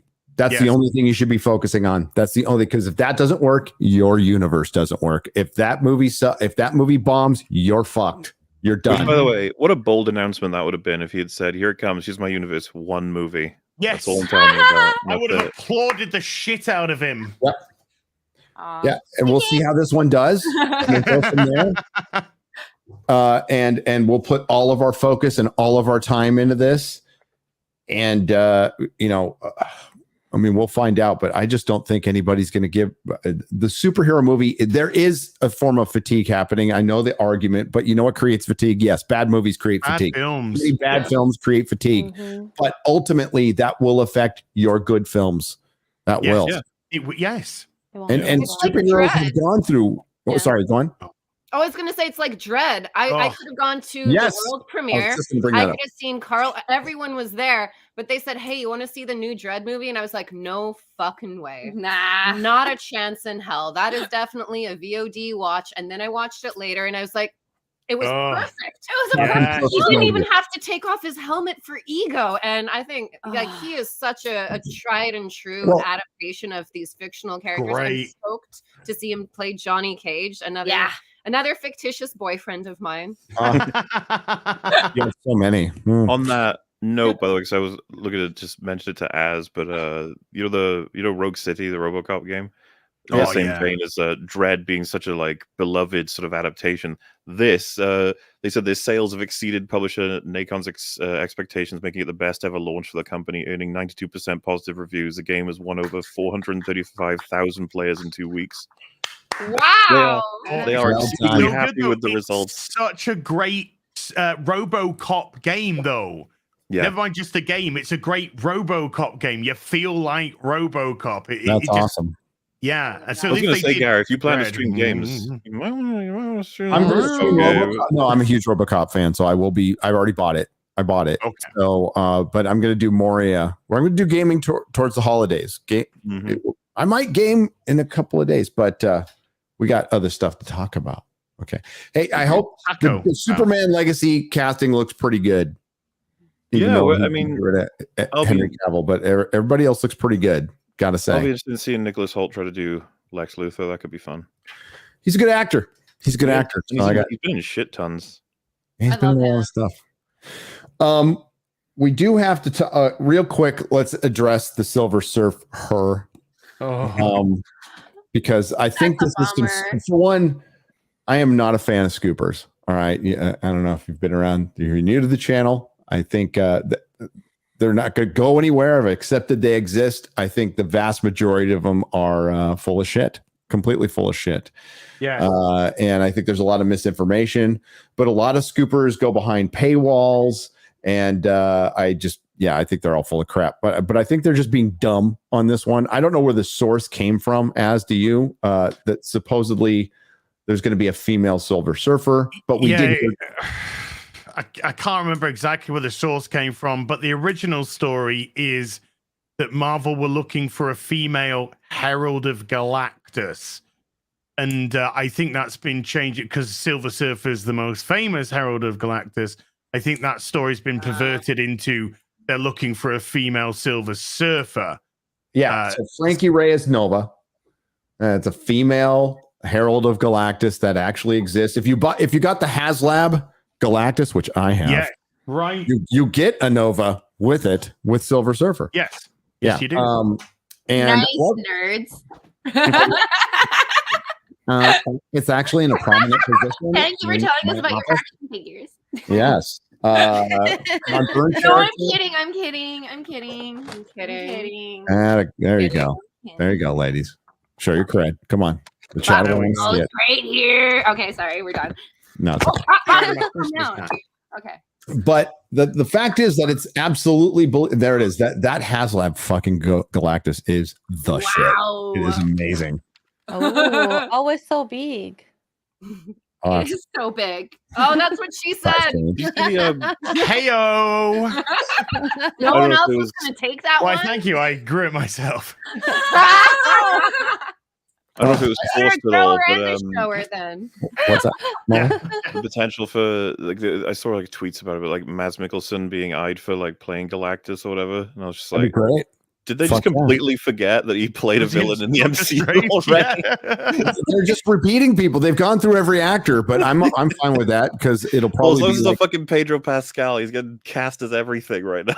I would cast Mads Mikkelsen as Doctor Doom. I would too. That would have been, yeah, I could see that working super well. He's a fucking great actor. Him as Kai Silius was probably great. They just gave him no fucking lines and then killed him. It's just like, okay. Yeah. Michael Fassbender would be a great Doctor Doom. Oh, yeah. Yeah, he's the Magneto, so I think there's going to be too much. Who would be a good Reed Richards? Oh, Adam Driver, who turned it down, which makes me love him even more. Adam Driver and Margot Robbie in the same day said no to both those. Guarantee you, Adam Driver turned it down because of Star Wars. He's already been in the Marvel thing, but I think David Tennant would be a good Reed Richards. Ooh, that could be cool. You're right. He would. Yeah, he's kind of gangly and, Gangly, and he can be smart, and I think he'd be good. It's probably going to be fucking Pedro. God, that is so fucking terrible. But whatever. The thing is, it's believable. So you can start running out like, yeah, they're going to make Silver Surfer a girl. And of course, you got people on Twitter going, well, there was a Silver Surfer girl in Earth X. Well, yeah, Earth X. Earth X isn't the 616. Okay. And it's a dystopian Marvel universe when. And they Googled that in 1999. But Earth X has a banned comic. It's from. What for? It was Venom. It was the Venom storyline. Help me, chat. Why did that get banned again? The Hunger, the Haunted. Not the Carnage ones. It's Venom. Venom looks like Carnage in Earth X, right? But forgot what that got banned for. I had too much shit in my brain. There's one like in the early 2000s, 3 comics got banned. So. One of them was an Elektra issue where they showed her shaved vag, which I have. It's number 2. I'd like to take a look at that. I will trade you a panel from Marvel of Daredevil and Elektra hooking up that was too sexy to print. Yeah. Really? Oh. At Marvel, there is a wall of everything that's had to be taken out, but almost went to print. And it is amazing. The art stage, though, I looked at it and they're like, it's a little too sexy. And I'm like, oh, this is porn. You got all the way to the full colors. Damn. Call in Axel Braun for this scene. There you go. He's retiring, by the way. So He did retire. Oh, well, okay. Yeah. Axel Braun is a near and dear friend to ours. Yeah. We actually loved his films so much. And he was like, no, the Soska sisters don't actually watch porn. And like, spoiler alert, we do. Well, because I am. And his, if you haven't heard of Axel Braun, kids that are listening, Google him afterwards. He's a huge fan. All of his adaptations are true and kind. And Kenzie Taylor, who plays Captain Marvel, sweetest girl in the world, also a friend. Very nice to men also. So check it out. And also, Sylv and I co-wrote the Deadpool XXX porn parody by Axel Braun. Yes, we did. Thank you very much. All right. Yeah, little spoiler alert. You know how Deadpool's always aware? Well, this time he was aware. He was famous enough to be in his own Axel Braun porn parody, and boom, hilarity ensues. And I wonder if that makes it into Deadpool 3. That'd be cool. Oh, man, wouldn't that be great? Anyways, Axel isn't retired. He's retired from adult film, but I don't know if I can say what he's doing right now, but you will see his new projects this summer. It's very exciting. His father, Laszlo Braun, invented porn as we know it. So expect some exciting things from that man. I mean, that story is going to be a killer when he tells it. Right on. That would be a fun interview for you guys. Talking to Axel. He'd probably love it. Well, he follows me on Twitter because I said, Kenzie Taylor's the Captain Marvel I could get behind. So hey, she follows me too. But it's fine. Does John Cena follow you? Yes. Well, he followed my other account, which got banned. Fuck. There you go. Oh, Sergeant Slaughter, I think does too. But back to the Silver Surfer. I think this is bullshit. But you know what? I can believe it too. I absolutely can. I think this is bullshit, but would it surprise me if Disney Marvel made Silver Surfer a chick and gay and lame? No, not at all. Not in the least bit. Considering that Disney just put Dave Filoni in charge of Star Wars, and they haven't fired anybody over the Marvels. Like everybody should be everybody involved with the Marvels down to the catering should never work in Hollywood again, ever. You go there's other things you can do with your life that might be more fulfilling and you might be better at than making movies because you're not very good at making movies. Rip this chat. Why? Oh, Silver Surfer. I thought that was funny. That's the only reason I put it in the title, because of the Silver SurfHER. I was very proud of myself for that one. Well done. Thank you. We also have some other terrible news, and this is haven't talked about Doctor Who in a while because I was waiting. I was at the wait and see mode. I was very skeptical. I think I was holding out maybe 2% hope that maybe something could turn around, but most of it was dashed in the very first interview Russell T Davies had with Ncuti Gatwa. When they talked about representation, they started calling Doctor Who a they, them. I'm like, well, this is fucking done. Well, one of the most iconic villains in Doctor Who, Davros, creator of the Daleks, is no longer going to be Davros. He's not going to be sitting in his half Dalek because, by the way, he's horribly mutilated. He's on life support. He's only half a person. And that little, he's supposed to be like a human Dalek. That's what he is. The Daleks were formerly human, by the way. They're horribly mutilated creatures. And this is presented in the best way possible and the most horrific way possible in Asylum of the Daleks, when they take poor Clara and cut her up and turn her into a Dalek and stuff her, and she doesn't know it. She still thinks she's a girl. It's a freaking horrifying. It's one of the best episodes. Asylum of the Daleks. Yeah. X-Ray goes just like, I haven't got there yet. That part yet. Oh wow. Don't worry, extra girl. All will start to make sense. Don't worry. It's He was okay, I'm very joking. It doesn't forgetful. happen. It's fine. I am not going to worry. You know what? You better hurry up, X-Ray girl. I'm not We going to just wait. met to Martha, talk about- okay? Oh, God. By the time you get caught up on Doctor Who, you'll recognize that it's dead, Martha, and you'll just why go. did you say that name? So, Russell T Davies came out and clarified because they did a Children in Need special, which was awful. It was like this is the first reappearance of David Tennant's 14th Doctor. He comes in, and they're building a Dalek, and they knock off a claw, and they make a joke out of it, by the way.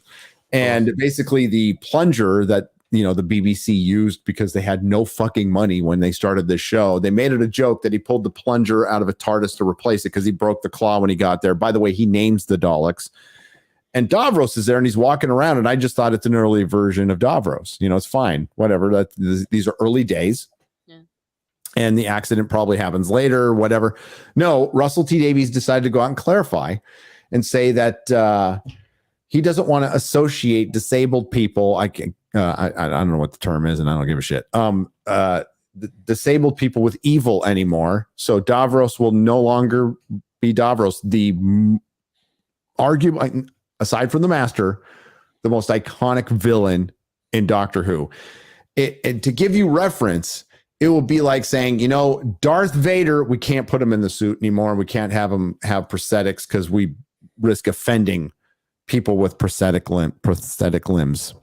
So I've got the video. If we can play the video, because stupid Streamlabs. Go on, as I know you wanted to say, this is such an infantilization and patronizing of disabled people. It is because disabled people are portrayed as heroic. They are portrayed as heroes. I mean, you pick a hero: Professor X, Barbara Gordon, Cyclops, Cyborg. You probably go on and on. Matt Murdock, Daredevil, for Christ's sake. These are blind people. These are people who are Robocop. Blind people who have limbs lost, sight lost, unable to walk, and it doesn't stop them from being heroic. And to say that, we don't want to associate disability with negative traits, then you are taking something away from what disabled people can actually be. Because then you're saying, if you're disabled, then you must be stunning and brave and sweetness and light and all things nice. And maybe, just maybe, some people who are disabled wouldn't mind seeing that aspect of the psyche explored. Most of them don't mind. You know what? I don't able-bodied people that take it away from other, whatever it is. Who in the fuck looks at Davros and goes, I'm going to associate that with every single person who's in a wheelchair? You know who thinks that? Fucking Hollywood. That's the thing, Gary. That's the thing, though. I think he would try and argue, it's like a subconscious thing. It's like, yeah, but now you've made it a conscious thing, a weird conscious thing. I've never looked at him as being in a wheelchair. He's part Dalek. Who's an amputee who we all love? Get rid of the fucking entire Daleks now. They're all a bunch of wheelchairs running around. Well, yes. And what about the Cybermen? Their brains, they're human brains, which have been put into. But name an amputee who pretty much everybody loves, and it's on a series that we've just been speaking about, or a franchise that we've just been speaking about. Luke fucking Skywalker. That's right. And his hand cut off. Well, you see, as we're going to create a world eventually where there's only amputee characters that are positive, and then we'll all assume they're all good people as a result, subconsciously, and then we'll need to make some villains to balance it out because we'll gone too far in the other direction. No, we're approaching like massive retardation. I was talking about this with my son. There. I said with football teams, you know how the Redskins got got taken away. I'm like, you know what? They're going to take away the Patriots. They're going to take away the fucking Patriots. They will fucking do it. They will do it. You know what? Eventually in entertainment, nobody will be bad. It'll just be a bunch of nice people sitting around fucking talking to each other. The gray blobs rolling around on a gray blobs, gray worlds. Well, they say that's how aliens happen, right? That we go too far and then we don't have gender, we don't have anything, and they're coming back to be like, guys, slow down. They're taking away witches in fucking D&D because they don't want to offend witches. So you like What? any person coded bad, like I joked that in entertainment, the only bad guys we're going to see is Russians, Nazis, and Swedish bikers. That's it. Like those are the only bad people we can portray now. And you know, it's stupid and pointless. That's not representation. That's not inclusion. And true representation would be you're presented as a human, so that yes, somebody in a wheelchair could be a Nazi hooked on meth and bad. Okay, I mean, like. Why does everyone have to be a model minority? Yeah. That's insane. Because it's the bigotry of low expectation, as Gary would say. That's why. Because a lot... Oh, fuck it. I'll just say how it is. Because a lot of white people in Hollywood that are petrified of black people. They are. They're scared to death. They're absolutely petrified of them. They're petrified that if they actually portray them as human beings, then they might actually have some depth. So they can't do that. They can't attach actual humanity and human traits and fails and weaknesses and strength. Can't do that. The reaction to Me Too that you guys were talking about earlier, same one for Summer of Love. Scared the fucking shit out of them. It's so funny. One of my friends, after that happened in Canada, he was walking with his other friend. Two of them are black. And then all of these white people started clapping for them as soon as they walked into this area. And then one man walked over and he wanted to shake his hand. And he was like, why? And he's like, for everything you've... And it's the get out racism of it. It's like, if you're over focused on the positive of a minority, you're also racist. Yeah, like it's about equality. Well, we saw this in feminism a while ago. It was like, yay, equality. And then some chicks were like, fuck men. And we're like, that's not gonna work. And it became really fucked up. And then they were like, we don't want men feminists. We don't want anything like this. Chicks have to take over everything. And MCU. Yeah. We've said many times, the people who are espousing all this ideology, they are actually the sexists. They are actually the racists, the homophobes, the bigots. What they're saying is nothing but projection, because they have to project their own feelings on this onto other people to justify what they're doing. So when people would say, like, is there any bother in the fact that a lot of American movies will have a grand villain, they'll be British, always British, like evil British man, and there's always just like, no, I like the British villains, they're fun. And then you'd be like, oh yes, but what about, like a subconscious bias, like, oh yes, America having a subconscious bias against Britain, I can't imagine the movie. Hit play and see if this even plays. Fucking StreamYard, you suck. If Doctor Who Children in Need Special wasn't exciting enough, we also got to see the return of one of the most iconic Doctor Who villains, Davros. A brilliant scientist from the planet Skaro, Davros first appeared in Doctor Who in the 1975 story Genesis of the Daleks. One of the goats. As a wheelchair user with a disfigured face, and a fanatical dedication to the Daleks. Life support machine. Today, Davros is looking quite different. We had long conversations about bringing Davros back because he's a fantastic character. Time and society and culture and taste has moved on. Pause. No, he was a fantastic character. Part of his character is his iconic look. Yeah. You can't just roll some walking dude out and say, this is Davros. It's like, oh, okay, well, okay, hit continue, please. It's like calling Miles Morales Spider-Man. It's just stupid. You got to... Yeah, rewind that. Wait, you said that you were okay with it being a pre-accident or whatever, right? Yeah. But that's what I thought it was. And then I woke up the next day and I see these quotes on Twitter and I'm like, this cannot be fucking real. And it was, dude, it's directly from the man speaks it. Hang on. Well, I mean, he looks super generic now. If that's how the look's going to be. I'm probably speaking too soon. I haven't seen this. I mean, it's the same costumes from before, but like he's supposed to be a horror. Like Davros scared the shit out of kids in the UK, okay? Because he is a horror. He is the fucking horrible look. It's great. When he talks about like genetic purity and stuff, right? Which is supposed to be the sort of irony, the tragic irony. Yeah. I guess, I don't know. I'm not as aware as you guys are of the context of all of this, but just from that brief image I saw, it's like, oh, are we Are we doing the more? Are we edging toward more of like a Nazi look instead of Yeah, which they had before. I mean, yeah, they got the SS looking thing there. Hit play and he'll tell you all his context. He's a fantastic character. Time and society and culture and taste has moved on, and there's a problem with Davros of old in that he's a wheelchair user who is evil. And I had problems with that, and a lot of us on the production team had the problems with that. I bet you broken fucking mess of a man. You fucking elitist Brits. There is something special about elitist Brits. Sorry, but the Brits here are not elitist, but your little cabal in London is so up its London own isn't Britain. ass. London is all over the world. That has nothing to do with us. It is a special kind of fucking woke with these fucking morons who just jerk each other off at cocktail parties. And the only reason they fucking do this is so they can go, look at how awesome we are. We are so awesome. Let's give each other awards, okay? And then we'll jerk each other off and then treat each other like shit. But we'll go out in public and tell you how great we are.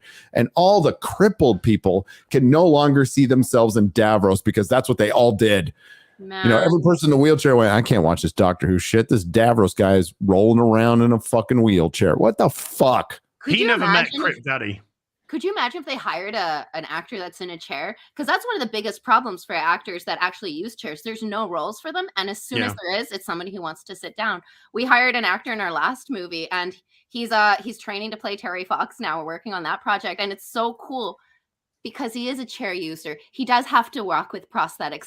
It's so freaking cool. And I remember so many times on set, people are like he was made out of glass. And spoiler alert, we beat the shit out of him. He does his own stunts. He's so great in this Night of the Living Dead movie we do. And everyone's like, holy crap, this kid did it. And Christian Rose. And it's like, well, yeah. And you've never seen it. And that would have been cool to see like what an actor would have done with this new thing. And instead they're like, nah. 1 out of 8 people are disabled, but we can't see them in TV. What if people have opinions about that? Opinions are bad. By the way, London is not England, by the way. I went to your lovely country, had the best time outside of London. I used to like London a lot. I truly did. I was like, looked forward to going there. It's not the same London it was 20 years ago. And this not all Brits, this elite cabal of whatever the fuck they are, live in their own bubble. They don't leave London. And if they do, it's just to go to another studio. They don't go into the country in England. They don't go to other countries. And they're so fucking disconnected. Yes, it's like woke Hollywood, but it's a little more elite with the elite bubble in the BBC. They're a little more disconnected, and not by much. We'll say 10% more than woke Hollywood. And it's disappointing because I generally see, yes, most of you are evil, but I generally see the average Brit is smarter than us, than the average American. Our lower common denominator is pretty low. Okay, we'll just say that. I think that's a myth, by the way, but okay. You can fuck with this logic in every single direction, by the way, because I assume his argument's going to be, we don't want to portray too many people in wheelchairs as evil because that sets a subconscious bias. Like, what if I said, like, well, we better throw out Professor X too? And I could picture him being like, whoa, why? And I'm like, well, we don't want people thinking like, oh, everyone in a wheelchair is wise and smart because they read books all the time. Exactly. It works exactly the same way. Yeah. Exactly. We don't. Yeah, well, that's humiliating to people in wheelchairs who have rich whole lives. We don't want. It's just nobody's fucking thinking this way. Why are you doing this? Like, what? This is the woke virus. It's the woke mind virus. It poisons you. It absolutely poisons what you can and cannot do. It poisons your creativity. It poisons your ability to construct stuff. You start looking at everything from a superficial angle instead of depth and complexity. You start looking at disability and color and ethnicity and gender. That's all you're looking at, superficial.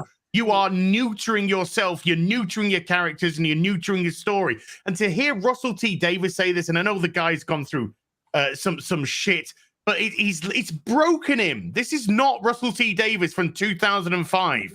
This is not the guy that resurrected Doctor Who and made it unbelievably great. And by the way, in 2005, all of us fucking knew Russell T. Davies was gay. Nobody gives a fuck. We wanted good Doctor Who. We don't care who makes Doctor Who. We don't care who's casting Doctor Who or whatever franchises. Never have, never will. This whole inclusion and diversity nonsense is a fucking lie. It's a lie created by talentless people to take roles of talent. That's what it's there for. And it's used as a weapon, and it's used as a shield to hide behind from criticism. It's fucking poisonous. And Disney, if Disney wants to change, we spoke about earlier, getting rid of Kathleen Kennedy won't do anything. No, because Disney needs to get rid of Bob Iger and all the fucking House of Cards down to 4. That's what needs to go on with these companies. Yeah, with if the BBC's going to change, if Twitter's going to change, or sorry, Twitter, if Disney's going to change, it has to be like Twitter. It has to be completely gutted. Completely gutted. The woke mind virus is very real, and RTD's coming off as bitter now, and it's sad because what Az said earlier, he brought so many people together with good Doctor Who, and everybody loved Captain Jack. Everybody knew Captain Jack would fuck anything. He was the actual pansexual. Nobody cared because they liked the character. Yeah. And now he comes back and he seems really fucking bitter, and it looks like Captain Jack wasn't defined by his sexuality. No. We knew his sexuality, but he was defined by how he interacted with people and his depth and complexity as a character. That's how you get people over. Nobody particularly in the West, the vast majority of people don't give a shit what you do in private. None of us do. As long as you're not hurting people, as long as everything's consensual and fine, that's okay. You do you. But that way, it allows us to move on and bring complexity and depth to characters, that we don't have to rely on the superficiality. We don't have to rely on ethnicity or gender or religion or just those traits which don't actually mean anything at the end of the day, because it's always going to be the content of your character that carries something. Yes. And the content of this character, this was an unpopular decision. Actually, this Unleashed is getting ratioed to hell. Oh, right? Well, this is not a very popular move, and it gets worse. But let's hear the rest. Evil, and I had problems with that, and a lot of us on the production team had the problems with that, of associating disability with evil. And trust me, there's a very long tradition of this. I'm not blaming people in the past at all, but the world changes, and when the world changes, Doctor Who has to change as well. We can evolve. We can start a new. Pause. Why do people still like Doctor Who? If the world has changed so much, why do people still gravitate to the old Doctor Who? Because it goes through time. Doesn't that ever feel like a smokescreen to you guys? Like, say what you mean. Don't use terms that everyone agrees with, like things change in the world and that we can have our media, have updated and different stories to tell. When you're changing something like Davros, it's like, don't use that logic. Tell me specifically why he's not allowed to be in a wheelchair. And if your reasoning is as simple as, if people see him in a wheelchair, they will think wheelchair people are evil. It's like, do you know how much of a fucking clown you sound like if you say it like that? So instead you say, the world is different now and it's time for Doctor Who to be different along with the... Because I assume that Gary as well, like, right, everybody... You agree that when a show is moving on, it's going to be influenced in a good way by whatever developments we have, be it technological, societal, civilizational, whatever realizations we've come to have. Like, yeah. But the idea that you're like, well, we can't have Davros in a wheelchair. We've come too far as a society to have Davros in a wheelchair. It's the exact same argument. Like, if you see somebody in a wheelchair and you're like, that's evil because I watch Davros. That's the same retarded logic that you see black people when you see orcs. If you see black people when you see orcs, you may be the problem. Okay. What? Is that a thing? That is a thing. Yeah, what? A white guy, by the way, did a study and decided that the orcs were actually coded black people in Dungeons and Dragons, and so that was got rid of. They've got rid of things like racial traits, things like that. There's now disabled ramps in dungeons. All this kind of absolute hilarity. And my personal favorite, and you're going to love this, Soska Sisters, my personal favorite to make D&D more inclusive for all is no more interracial relationships. No.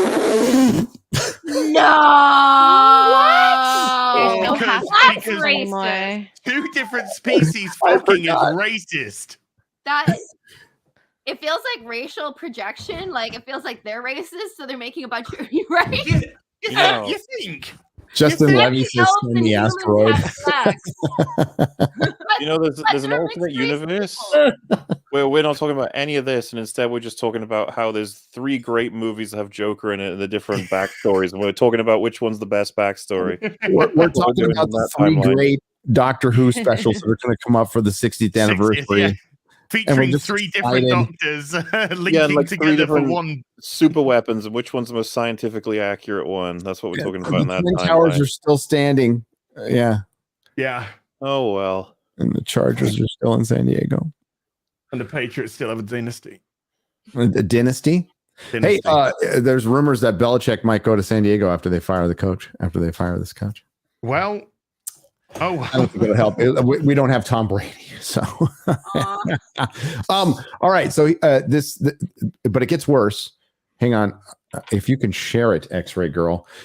I'll just talk about it. You can go on my Twitter and find it. It's under my tweet that says, well, it looks like we're right back to. No, it's the other one. Well, it's the one where I say, let's be real. Doctor Who never had much of a chance anyway. And now it's really fucking dead because Russell T Davies is responding to people complaining about this on Instagram. And the complaints are like, fuck you, gamer word. It's like, hey, I never saw it like this. And Davros is an iconic villain. And I don't really understand why you're doing this. And we have people who are in wheelchairs coming out going, I do not understand why you're doing this. I don't like this decision. Now, certainly there's a couple of people going, this is a great move, whatever. But he's responding going, tough and poor baby. That's so petty of him. Why? It's fucking petty and pathetic. He doesn't have to respond. He could also say thank you for the Damn, opinion. that's Great for the show. I hope to win you back over. It is. Hey, like that young actress in the Marvels. She is very well spoken in the press. I was just going to ask Az to read Aman Vellani's response to the criticism. Which was a masterclass on how you do it. Watch her head up Marvel Studios eventually. Yeah, let me just go get that. Yeah. While you're collecting it, I was going to say it would be interesting to hear Russell T respond to a quote unquote wheelchair user's like perspective on this being absolutely insane. But now you show me that, I don't really need to imagine it, do I? I was just like, so he's just going to say "fuck you," basically, leave me alone. I've made the better decision. Go away. Yeah, his ego is run absolutely wild. Who knows what happened? Maybe it's always been like this, but boy, it's going to turn out to be a really bad move. And dude, right before your fucking specials, you had a bunch of goodwill. If you had just shut the fuck up, you would have been fine. I mean, I got it. You got okay. Let's just read it because it's okay. perfect. So Iman Vellani addresses the Marvels struggling at the box office, and she says, I don't want to focus on something that's not even in my control, because what's the point? That's for Bob Iger. Has nothing to do with me. I'm happy with the finished product, and the people that I care about enjoyed the film. Atta girl. Yes. That's how you do it. That's how you do it. Yeah. It's like she's a movie star or something. Well on her way. Well, she is wiser than 99% of the people in Hollywood at 21 years old. And even though and quite frankly, she's more likable as Miss Marvel than the character from the comic book. Yeah. And the same can be said for I keep forgetting her name, Haley Steinfeld. As Kate Bishop is actually charming too. She's way more charming than the character in the comic book. Well, pity about Cassie Lang, huh? The 3. Hey, she's got a really good golf swing. Hey, the Cassie Lang from Endgame was a better actress in her little scene. Yes. Oh, yeah. Way better. Love Young Avengers. It's weird to see it set up like this. It's well, get ready to hate it. For Marvel, I pitched Young Avengers and doing a Wiccan Hulkling solo series, and they said no effing way. And they said because there's not one gay character, but two gay characters, and you want to just develop their relationship. And I was like, Yeah, we wanted them to go to West Hollywood. One was going to be an actor. The other one was going to get involved with the Hollywood occult. It was going to be such a fun story. that's the casting that I'm going to wake up throwing up to. Whoever plays Wiccan and whoever plays Hulkling, because Hulkling was the son of Captain Marvel. And, well, I don't know how that's going to happen now. Well, it's not Teddy anymore. Isn't it Eddie? Yeah. I bet it was someone who didn't even read the comic book and says, "Oh, it's his name's Eddie." I'm pretty sure on this one. Yeah. The OG and Avengers was good. I liked it. They had, Kang was Iron Lad. Yes! I love that. He was badass.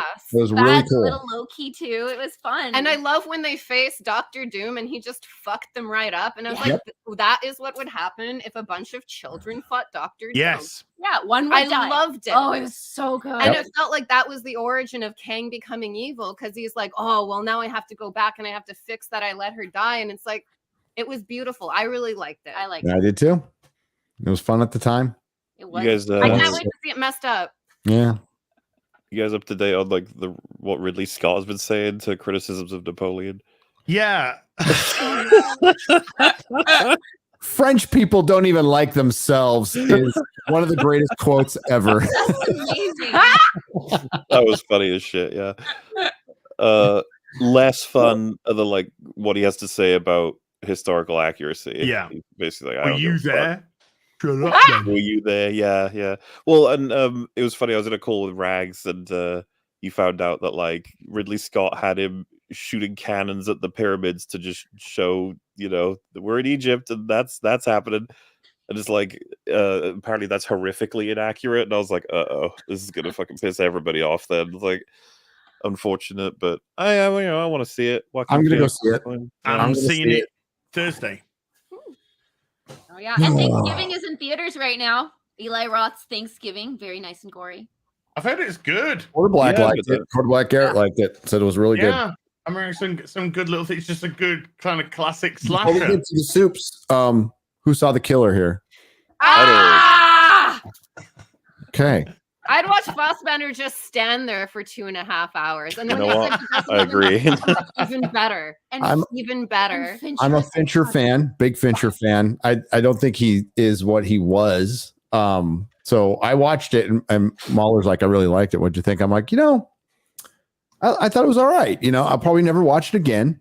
But then the next day we're driving, up to Wisconsin. My wife and I were talking about the movie for like 2 hours. So I watched it again. I'm happy to say I love it at this point. Yeah, so I'm probably going to watch it again now, Mahler.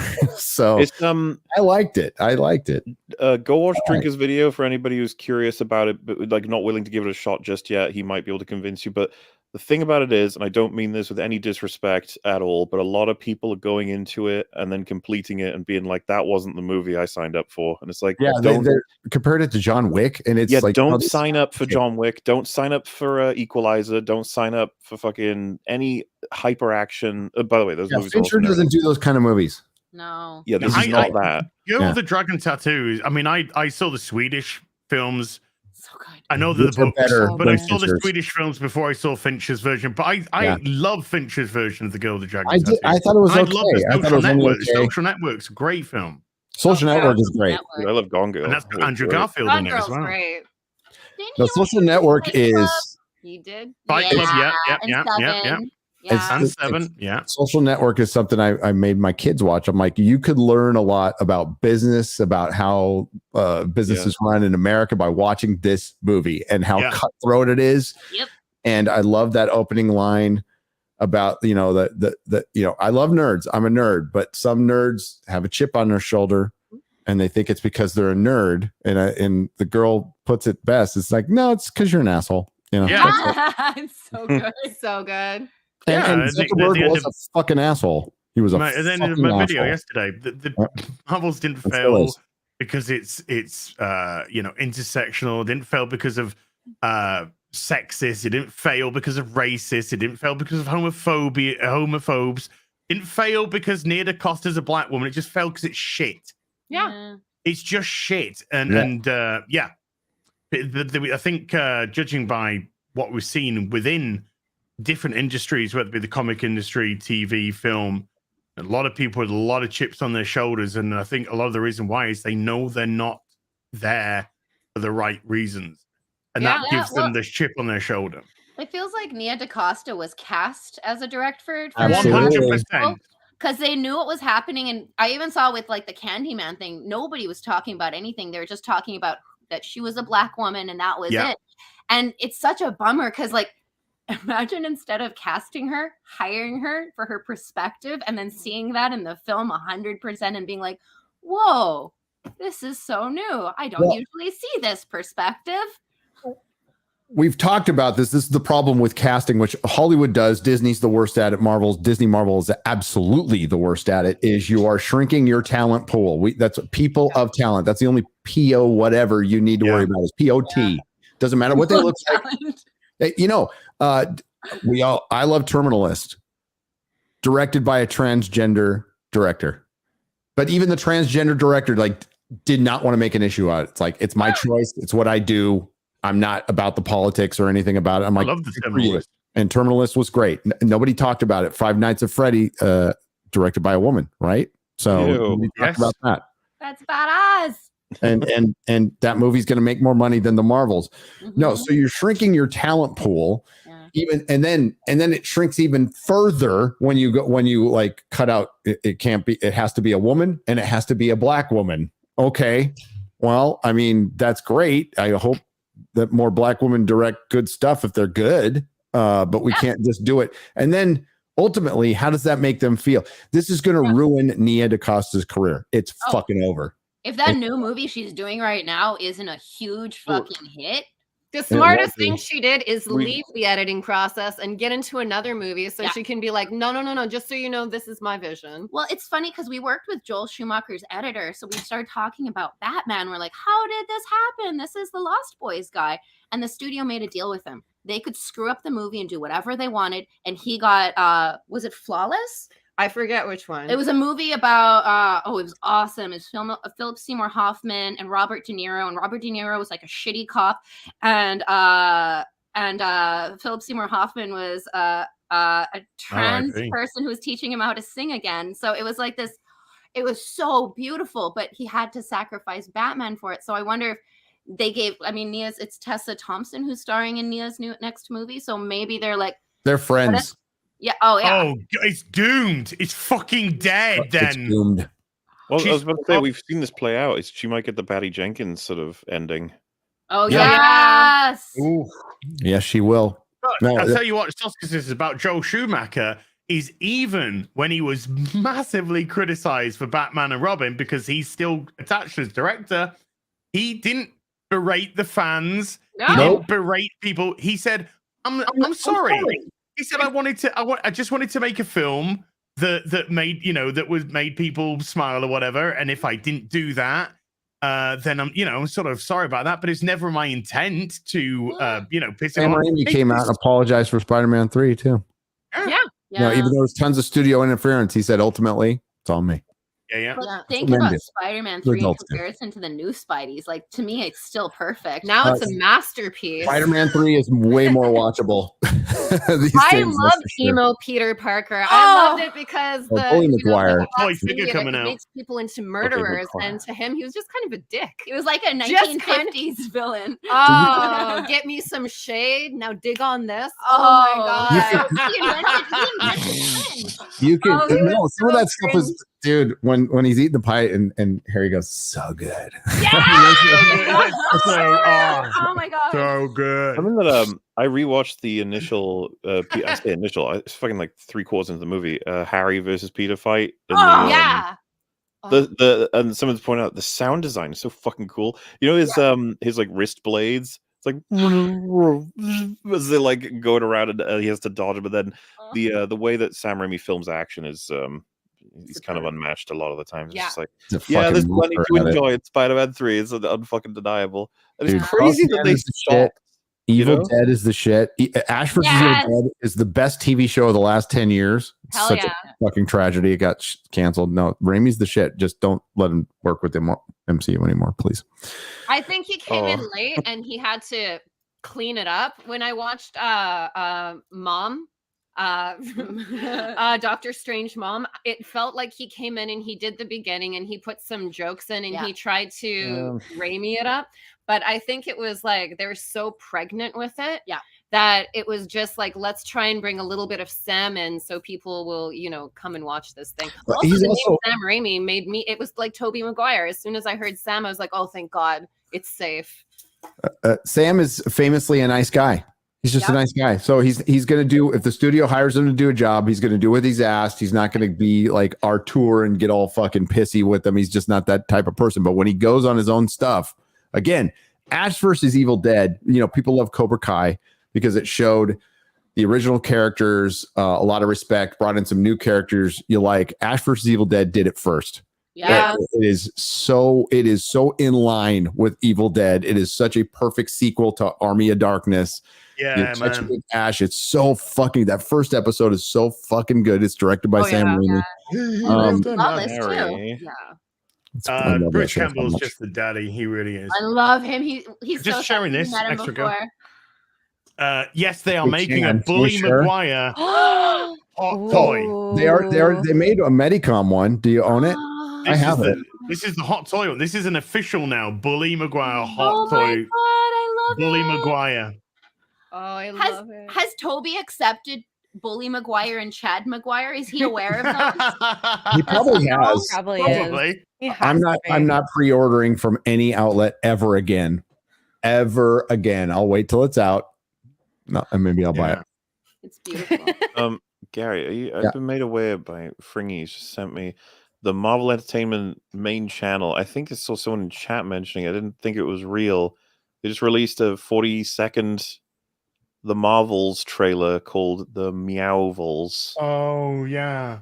We gotta find that right now. I think we could watch it, right? Like, but this, good fucking God, this is such a great way to summarize why this film will make nothing. It's crazy. My mom asked me if there's cats in it, and I said yeah, and she's like, "That's cool. I don't want to see it." That's cool, I guess. In my superhero movie, you're gonna have to read the super chats because I can't even pull up. Well, maybe I can.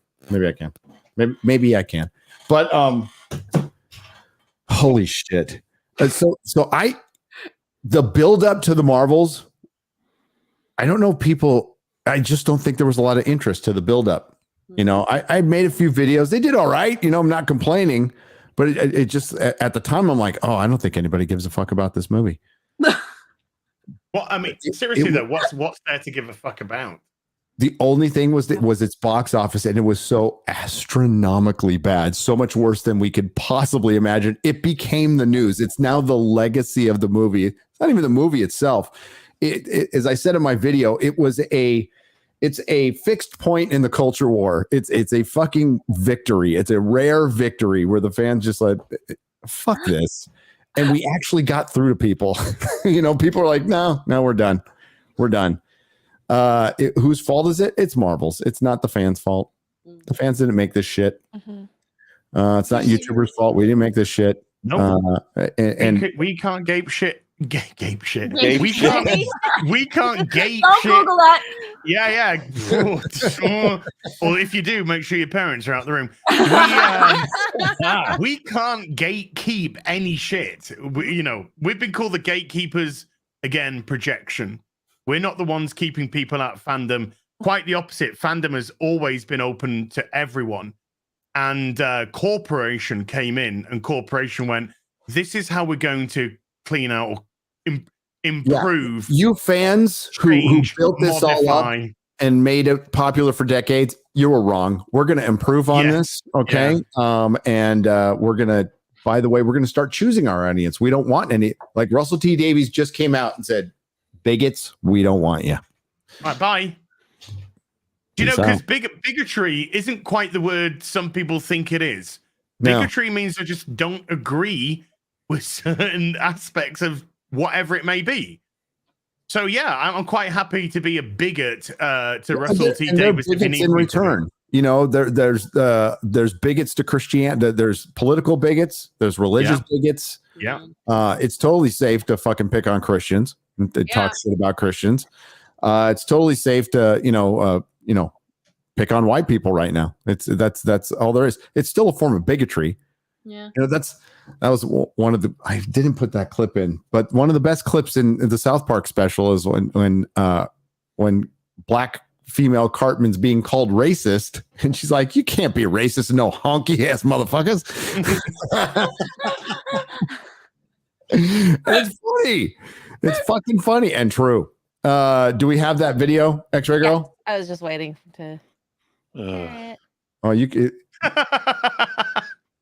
Maybe you're waiting a long time. And more aside. We gotta get soups after this. We're gonna talk about the Rippaverse too. I've never seen anything. While we're waiting for that to load up, because it's gonna take a minute. Wait, you can't see it? We got it. I can't see it. So you guys react to it, and I'll watch it on my phone. It's so cute. Well, it's fucking great so far. The special effects are mind blowing, and of course, they're banking entirely on the only thing, I guess, of value in the entire film. And it's so weird how there's someone at Marvel decided we can't market this with anything other than cats. Like, wait, this isn't official, is it? It's from the Marvel Entertainment. I thought this was a joke. What? Verified. This is official. No. I thought this was a parody. This fits right in with their fucking weird Funko Pop stroking stream. This is now playing in theaters. This is real. They spent money on this. Cat that well. It's just really puffy in the neck. This is such a fucking like. Multiverse, You need someone to go into the boardroom. Okay, that's what it is. Where they're all scrambling and running around, being like, "How are we losing so much money?" You just need someone with a brain cell to walk in and just play this ad. Are you hitting play, X-Ray Girl? What are you guys doing? Is it playing? No, I paused it because they were talking. Okay, hit play. And you. And you. Meow, Nika.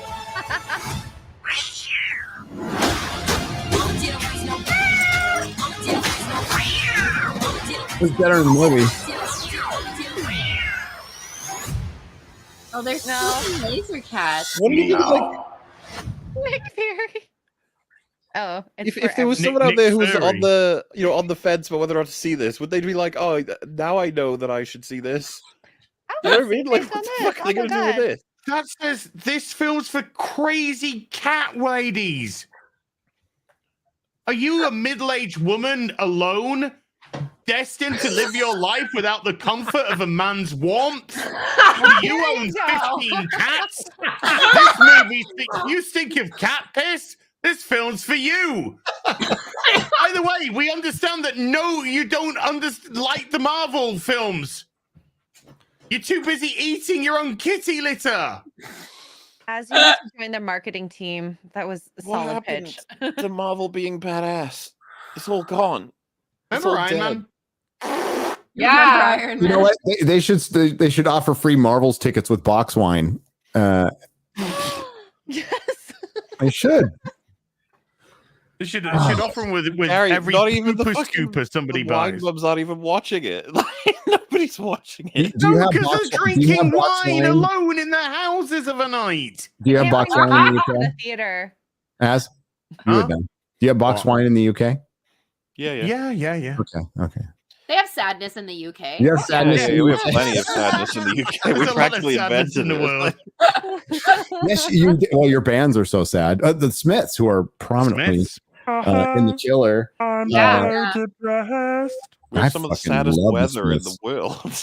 Yeah, we got it right now. We got some real sad fucking weather going Oh on. yeah, it's looking pretty sad out here. It's gonna be dark in like an hour here. It's fucking depressing. Can't Well, wait. it's been pitch black for nearly 5 hours here already. Oh, all right. We got to read soups while we're getting that ready. So the Rippaverse is doing pretty well. All right. And yes. And you want to know why? It's because I wear Isom shirts in my videos. So you're welcome. Thank you, Gary. You're welcome, Eric. Thank you, Az. Dead sexy. That's why we're gonna make 5 million. That's why we're gonna do shit like that. Release the Ripper sketch.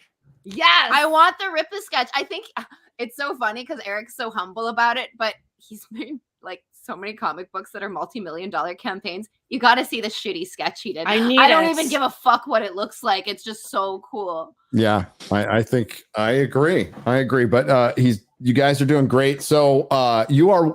Well, there's probably some NDA stuff. So Yes, sir. you're working on a book. Can you talk about it?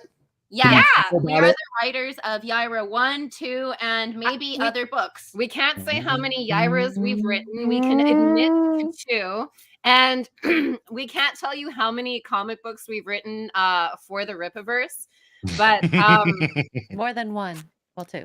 More than one, and we've written a lot of characters. I would say there's almost all of the characters in the Rippaverse have appeared in books that we may or may not have written by now. Yeah, and if you guys have read the first issue of ISOM actually has a really I never cool did. interaction with nobody Yaira. has. They have this fight. Yeah, and then Yaira's about to throw him into a car, and she goes, "White girl magic." No. Right? She goes, white power. And then a bunch of cats run through, so it's okay. It's okay. Yeah. We got cats. We got a cat trailer coming out. It's gonna be sick. We got a little Eric cat. It's adorable. A little Eric cat would be Eric funny. was Yaira, and he kind of gave her to us to raise. We're the nannies of Yaira, and we're very deeply invested in her. And yeah, she is. Man, she's just, for me as a comic book fan, I grew up really loving Rogue and Storm. Yeah. I thought they were super badass. At no point did I ever think that Rogue and Storm weren't for male viewers as well. No. They're just super badass, super hot chicks that were super powerful and flawed and, really layered. And Yaira is a return to, good writing and flawed characters and the hero's journey. Yaira doesn't just start amazing and then by the end everyone realizes, hey, she was pretty great. She's got shit that she's working through. And if this is the first time you've ever seen me and Jen, we're traditionally horror directors. Yeah. We've made 7 horror movies. We've specialized in body horror. We remade a Cronenberg and then did a sequel to Night of the Living Dead that's coming out on Tubi next year. And we bring a lot of that stuff into this as well. Oh yeah, Yaira is not for all. Well, if you're like me growing up, it is for all ages, but you might want to read Yaira first before you give it to your kids because there's battles and Yaira is a character who kills. Potentially, I don't know, maybe spoilers. If you handled Spider-Man, Sam Raimi's Spider-Man, your kid can watch it. If they watch that and they didn't go insane, they can read this comic. And if your kid watched Walking Dead, they'd be like, "What is this?" Awesome! I can't wait. Do we have an ETA on that? Can we talk about that? Yes, February. It was slipped on a stream where we're talking to the boss that February will be the day that it comes out. Ooh. Yeah. I do distinctly recall. Yeah, we're gonna have a really busy February. Ayo! And sorry, I was gonna come on that stream, by the way, and I couldn't. I was working on my video. Oh, Sorry. Gary, you can come for us anytime. Oh, I'm just happy I still can. I'm 54. Okay. Swedish penis enlarges in me. It's not mine, baby. It's not My mine. wife's out there listening. She's like, "Well, no."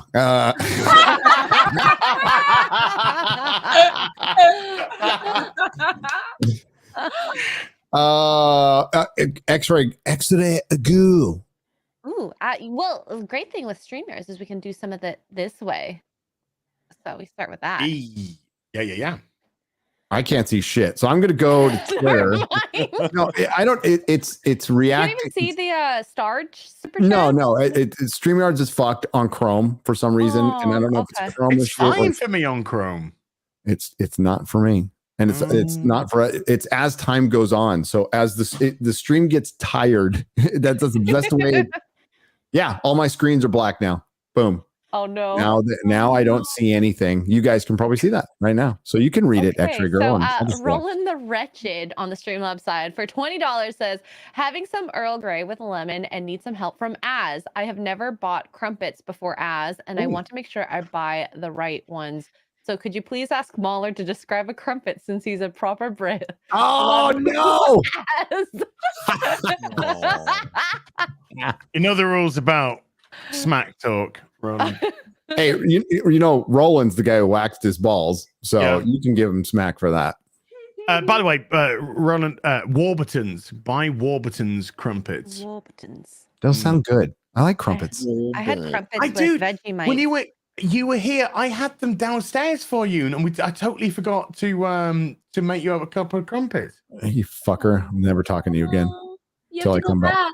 I'm gonna have to go back. You have to go back. Yay! That's the solution. Oh no! As is part of the country is fucking gorgeous. I understand why he lives there. We found this cute little freaking British hotel it's got Shelob-sized spiders in it, but I didn't care. They were fucking big. But it's beautiful up there. It's so gorgeous. Freaking love it. Love it. Well, like the country in general. Britain's got some good country. Good country. Great people. Your city's people. really fucked up. It's really fucked up. I was watching the Clarkson's farm where they sang Caleb in the London. Yeah. And dude, you here they're going to start doing it here, but like you have to have different apps for different parking, which is crazy. And you have to pay some fucking smog tax. You don't call it that, but it's a smog tax. Emissions. A carbon tax. A carbon tax. And then different cars get to drive different speeds on the freeway. Like depending on yeah. Wow. The size of the vehicle, right? It's something like that. But yeah, it's like a certain vehicle can drive faster than another vehicle there. Look, when World War III starts, all I'm saying is just target London. That's it. The rest of us, we're pretty cool. The rest of us pretty fucking chill. Just get very chill, like very cool people. Loved it. Yeah. Oxford's fucking is beautiful too. I love Oxford. Very nice. Oxford, Cambridge area. Yep. Really nice. Next one. Viper 6 for $27.99 Canadian says, "Hey Gary, did Mrs. N show you the email I sent a couple weeks ago? I shipped you a 3.75-inch action figures of you as Mahler and Drinker on card backs, but UPS lost them. If you guys like them, I'd be happy to remake them. Let me know. Thanks." And that was Viper 6. I got one. Oh. I got one of me. Is that the same one? Maybe. I got one. I showed it off on a Square Up. It's freaking awesome. Unless how did Mahler, UPS... Drinker, and Az, and those are the ones. Fuck those guys. No, I'm just kidding. Well, I'll find. Yeah, send me the tracking. Like maybe we can figure it out. Yeah, hell yeah. And I'm sorry that got lost. That's terrible. But I got one. It's freaking rad. Yeah. Az's Wonky Eyebrow has gifted 5 Nerdrotic memberships for $25. And Braz Monkey did the same, gifted 5 Nerdrotic memberships for $25 as well. Thank you, Braz Monkey and Az's Wonky Eyebrow. I'm not going to say gifties. That's gay. Gifties. Thank you for the gifty membership. Josh Kelsey has dropped $19.99 and says nothing. That's Josh. That's Josh. Chad. Only says something when he needs to say it. Gerhalt with $100 says, I can't believe that you were late. Don't you know that this is the only thing that brings Boogie joy in his life? Great EFAP, Longman. Keep doing what you all do. That was depressing, dude. I tried to watch you guys, and I just, it's like with Az covering DSP. I'm like, that's just fucking sad. It was the best EFAP I've ever been part of. It was amazing. I was driving at the time, so I didn't want to miss it, so I had to turn it off. I wanted to watch the visuals of him as well. It is equally one of the most disgusting EFAPs that ever existed, and the one that I'd probably recommend to a lot of people. Because let me just say, like, the EFAP fans have been saying it's one of their favorite episodes in a long time. It's just. It was very good quality. Had great people on who knew what the hell they were talking about, except for Az. And I'm just kidding. And it's somebody with massive addiction, impulse control issues, basically won the lottery. And I mean, that's what it is. And just didn't know what to do with it. And a lot of untreated depression going on there. It's very sad. Well, it's being treated. It's just.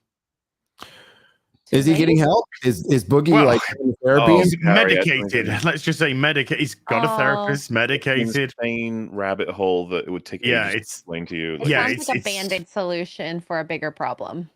Yeah. Well, medication's never going to help you. Sorry. I'll be Scientology on that one.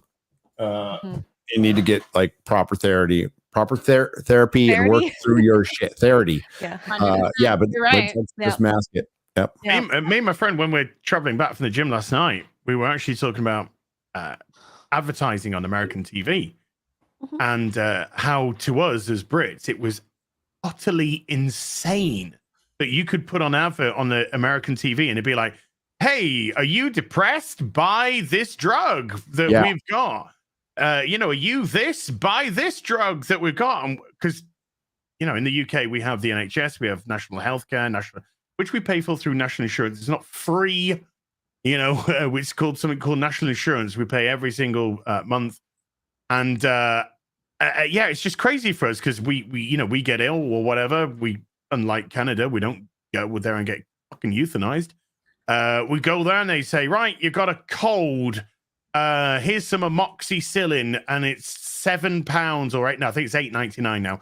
$8.99 for a 2-week course of amoxicillin. Right there, boom. So we were talking about how it psychologically must infect people that they must be medicated. We very rare and if because of the national insurance, you're feeling down and stuff like that, national healthcare. We go to the doctors if you're feeling down, it sounds like you might have a little bit of depression here, a little bit. We're going to put you on this course of this. It gets treated very early on. But in America, it doesn't. And so you have this like massive homeless epidemic of people out in the streets with untreated mental illness. And that's when you get that stems from the opioid. Well, I mean, there's always homeless. There's always going to be homeless. There's homeless in the UK too. But that stems from the opioid crisis. And you're right. It's insane that we're not allowed to sell cigarettes. There's no cigarette ads here in America. They're illegal, but you can have fucking, there was Oxy ads. There was like back in the day, there's fucking ads for, most of the ads are from Big Pharma nowadays that I see. I don't watch many ads, but it's like when they pop up on Tubi or whatever. And it's fucking, that's the only time I see them. And it's some fucking drug for something. Absolutely right. It's insane. And we are heavily over medicated. And now, I think it should be legal. I just don't think you should use it weed's legal everywhere now. And everywhere I've seen it legalized, that area's gone downhill. So what do you do? I'm not saying it should be illegal, but it certainly hasn't helped society. So in Vancouver, British Columbia, Justin Trudeau actually made all drugs legal. Yeah, the Canadian government is making cocaine machines as long as you have a certain percentage of it, per amount of it. As long as you have enough just to do and not to sell, you can literally have anything on you. And they also took away the laws that you can't be doing drugs in front of children. Yep. They took away the laws that you can't be shitting on the street because they said it's a stigma. That's what's keeping these junkies from getting better because we've made it look bad to have these drugs on them. And BC, if you watch the documentaries by Aaron Gunn, Canada is dying and Vancouver is dying, we are fucked. Yeah. You go down to LA. If cocaine we was have legal, the largest open drug dead. market in Vancouver. Yeah. It's insane. The only thing that kept me from fucking dying from meth and cocaine was the fact that it was illegal and it was hard to find. Period. Wow. And I think you got to draw the line with certain drugs. I hate laws. I'm very much libertarian, borderline anarchist kind of dude. Don't like centralized government at all. But I've seen it kill too many of my friends, too many people, too many young people. Wrong. I know. So but this is a country that's into euthanasia. So they're just trying to decrease the surplus population. Give them all the coke they want, and they'll be dead. Well, they're making it legal next year that if you're an addict, you're susceptible for maids. So if you're a junkie, they can just fucking kill you. Yeah, they started it with kindness, but it's for everything. And an addict can't be making a decision to kill themselves. No, and a lot of them are going to. A lot of them are going to. Yeah, 100%. Well, it's the third cause of death right now in Canada. It's probably going to be number 2 next year. Maybe number 1 next year. Number 1, right? The only thing that works. People with mental health issues, and then you give them the option to end it all. What could possibly go wrong? The only thing I've seen work is AA and NA, and I've seen the most fucked up people get turned around. Hey, I'm gonna let you into a little secret. Okay. Do you know who the carbon is that they want to get rid of? It's us. It's you. We're the carbon they want to get rid of. Die. Yeah. You guys remember when Justin Trudeau got elected and all of us were like, yay, it's a Ken doll. Yay. He loves everybody. Everything's great. I have a fucking picture of us with him. We're like, yay. And then it was like, oh no. Oh no. Oh no. We've elected Pride Hitler. Sorry, ladies, you just screwed over your right to vote. We gave you the right to vote, and then you put it in. I knew it was a bad idea. Me, Jen, and X-Ray Girl, we did it. No, X-Ray Girl did it too. She fell for. She's like, he's so cute and everything. He does look a little bit like Fidel Castro, but he's still cute. That's good, eh? Vinyl Morpheus for $9.99 says, question for the Soskas. Can we please get some body horror in Yara's Volume 1? I'm psyched to see some horror in the comic scene again. Oh, thank you. I can't. Well, go ahead. Yes, yeah, there's of course body horror. There's a fucking crazy scene in there. If we wrote Yara for the big two, we would have been censored. We put things in there that were like, oh, just to feel out Eric, he's gonna hate this. He loved it. Yeah. He said go more. He was more. Such a cool boss. Oh yeah, with Black Widow, No Restraints Play, we were very restrained.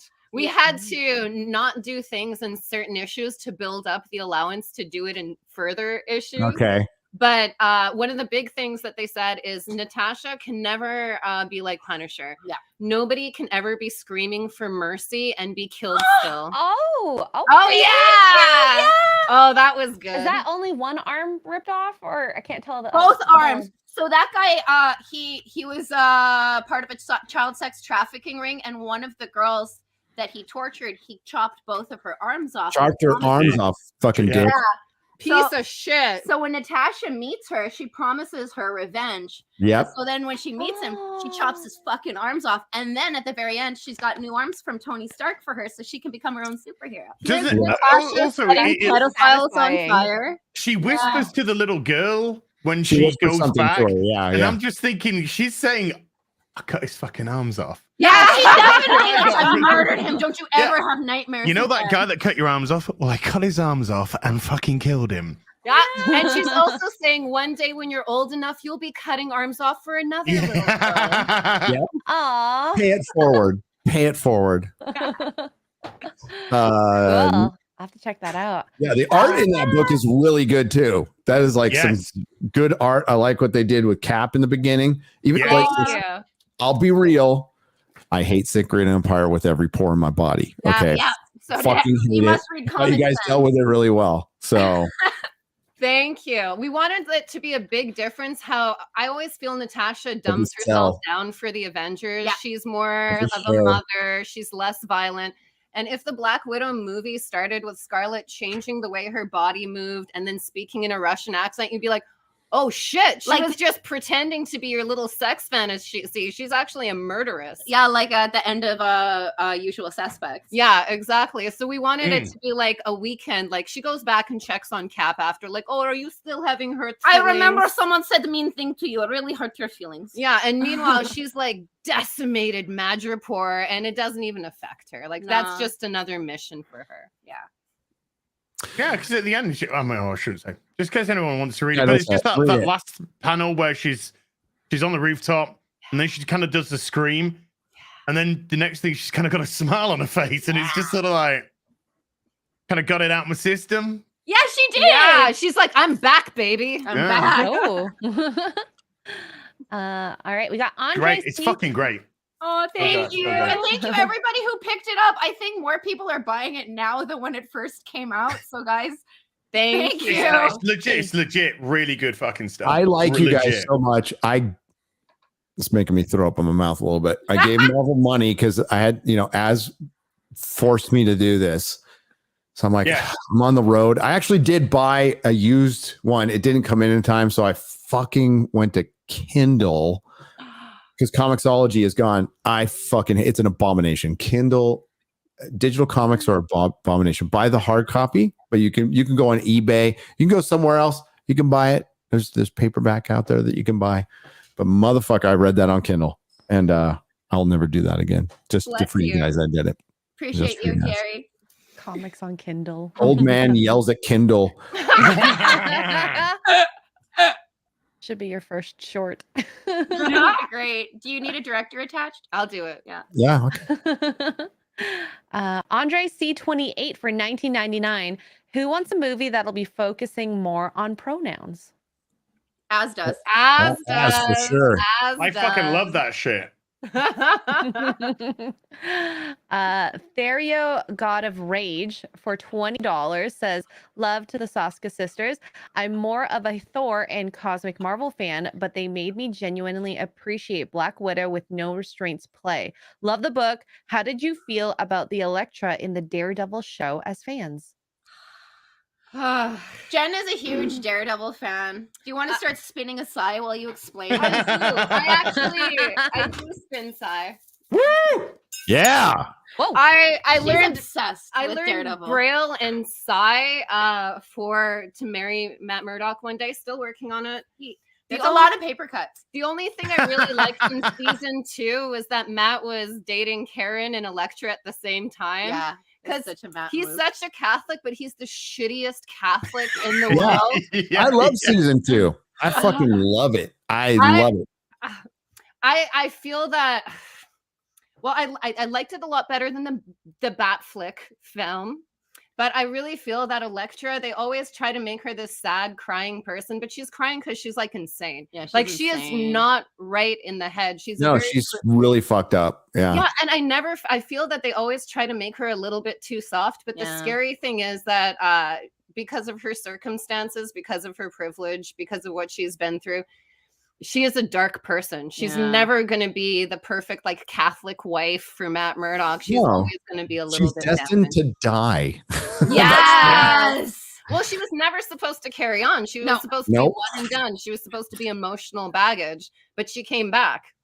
That Bullseye thing was fucking great. If they Bullseye was amazing. The one thing I would have changed is at the very end when Matt and Kingpin were fighting, if Vanessa would have just been like, and they both would have looked at her and she would have dropped dead and Bullseye would have thrown something and the last shot is his face going bullseye. That would Bullseye. And some blood would have gone on his painting. Yeah, the white rabbit painting. in a snowstorm. So in the next season, he could be looking at the one little red dot and be like, "Ooh, I'm even more of a prick now." Season 3 is really good. That's the only thing I have problems with is season 3. I hate Daredevil not being in his costume. I fucking hate it. I couldn't stand it. But it's going to be better than She-Hulk and whatever they do. I did miss the DD. I wanted to see the DD on. Yeah. You know. I've been going back and watching. Like season 1 is the greatest thing ever done with superheroes. Oh my god! Harry, I've got great news. What's that? Marvel Studios are making a Daredevil TV series they're called not. Born Again. No. It's going to Again? be 18 episodes long. Is it called They've Born already Again? filmed. They've already filmed 8 of the. On 2 seconds. What? Everyone. They fired everybody and canned the 8 episodes. Because they made it a legal procedural where Daredevil doesn't even put his costume on until episode 4. Episode 4. Because he quit being Daredevil. It sounded gay and lame. It did. Foggy and Karen supposedly off screen, so he's dealing with that. Foggy died off screen, apparently, or Karen and Foggy both died off screen. They weren't going to be in the show. Well, you know what's fortunate? The aliens freeing us. You know it's for. Oh, I know. Fuck. Don't even talk. I love Fincher. Don't talk about Alien 3. But fortunately, the MCU died on screen this weekend. Many people didn't watch it, but it did actually happen on screen with the Marvels. So there's that. Next, X-Ray Girl. Rabbi Shlomo Bergstein for $20 says, can't wait for the fantabulous emancipation of Silver SurfHER. An equitable Fantastic Four. Well, yeah, it's going to be like Greta Thunberg, Silver Surfer. She's going to come and destroy the planet for climate change. Just want to kill the humans. So, Yay! that's what they'll do. Yeah, they'll fuck it up. Nutcase for €30 says, would have honestly watched just 8 episodes of Ray Stevenson talking than all the painful Ahsoka scenes. Yes, without doubt. Yes. Duke Devil 95 for $20 says, in addition to being put in charge of Star Wars creative, I hear Dave is also working on a book called How to Succeed in Life by Creating Abject Failures, a True Hollywood Story. Get those pre-orders in now. Nice. That sounds good. I like it. I read that. Holy shit. J Mac. Are you at that one now? Working. Yes, yes. Well, I'm on my phone, but I got to keep it away from the soundboard or you get the button. I'm looking like one man going, it's J Mac has gifted 100 Nerdrotic memberships. Wow! For $500. Wow! J Mac. Bravo. Motherfucker. That gets 2. Holy shit. Thank you. The chat thanks you. I thank you. Woof. Damn. What's Holy your crap. favorite part of Ison, Jay? Yeah, Jay. What's your favorite part of Ison? Blood Ruth's tits. Hey! They're nice. They're nice. They're nice. Samuel Ayrton for $19.99. Thank you very much. Says, I feel like one integral problem with many fantasy franchises is that they have mythos inspired by religion in some way. And those currently writing the stories openly despise the concept. The Silmarillion, Star Wars, Wheel of Time, etc. I don't know. It's yes, Star Wars Eastern religion. Okay. Wheel of Time, don't know. Definitely Tolkien is based in Christianity and Catholicism. Definitely the themes are there. But as somebody who doesn't practice Catholicism, I don't sense it. I know they're like they talk about the one God, but that Christianity doesn't own the one God concept, by the way. And it's really actually subtle. It's very subtle, the themes of Tolkien, and he doesn't do any allegory at all. The man's serious about it, or was serious about it. Yeah, you are free to. Well, I mean, Dune is what? Islam, right? They talk jihad and all that stuff. But that's what fantasy is, though. Fantasy is based on our mythology, but you can base it on like there's other mythology that was considered a serious religion, including what the Greeks practiced and the Romans stole, and and if you want to go in the rabbit hole, the worship of Saturn, like you can do that stuff too. Yeah. That's stuff that's not, but it does. Yeah, Goddess Morgan. Yeah. Yeah.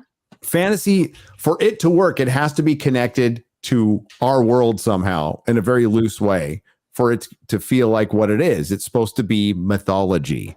Mm-hmm. That's how Tolkien didn't set out to create fantasy, which he didn't technically. Robert E. Howard was doing that stuff before him, but he set out to create a mythology for England. That's what he did. It's supposed to take place on this planet 8,000 years ago, somewhat, give or take. And yeah, that's but you can make your own religion if you want. Mm-hmm.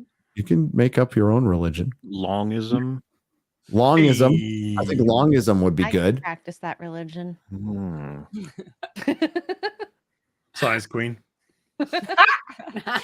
Somebody said Dune is like environmental. I don't know. I've only watched the Dune movies. I've tried to read the book 10 times and I just don't. It's like nope. I know. Isn't Dune about actually not necessarily going blind faith with yes, following or falling into that sort of worship of an individual? There's lots of the thematical aspects of Dune quite interesting. Chat says being what is it's all fun and games. Says being versed in your cultural mythology definitely makes you a better writer and creator, even if Gary doesn't know it. No, it does.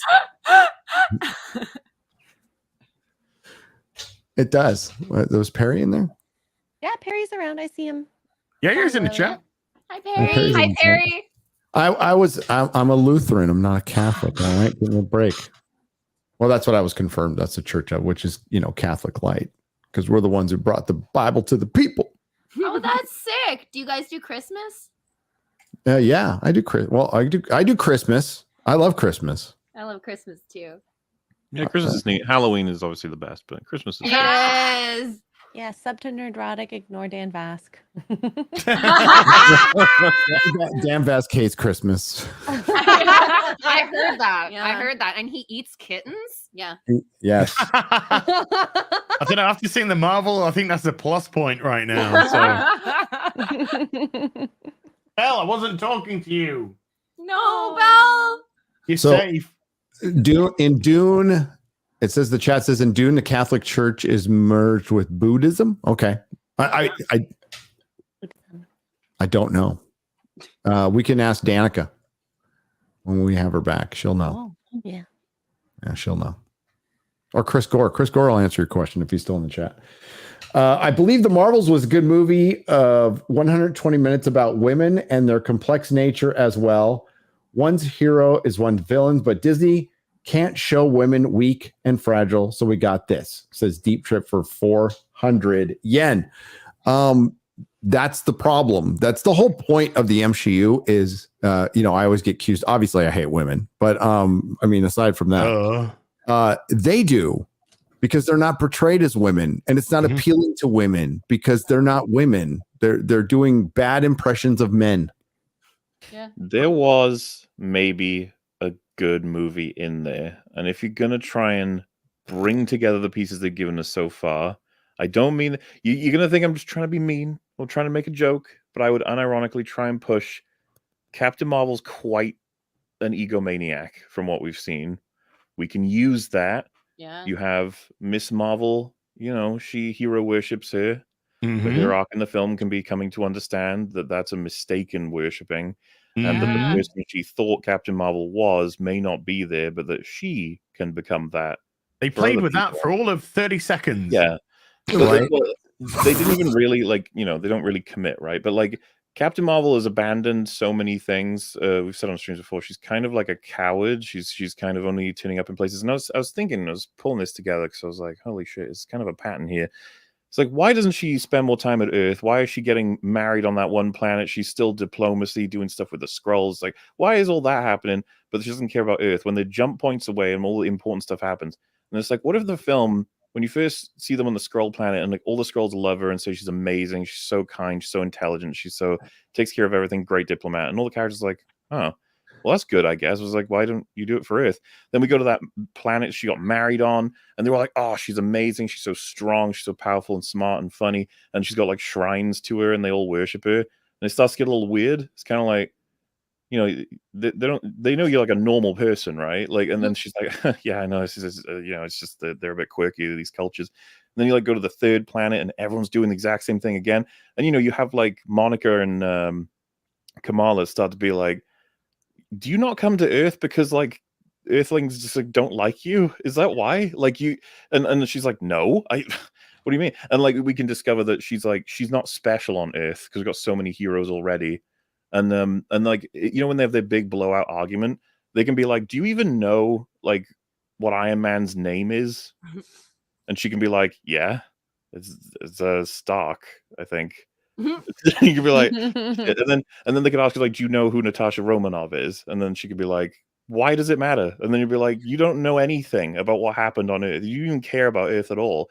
And then you can just gradually unravel the story is that she doesn't care about Earth because Earth doesn't care about her. Yeah, and that's the only reason she goes to these other planets. And then she goes back to Earth and meets Rogue.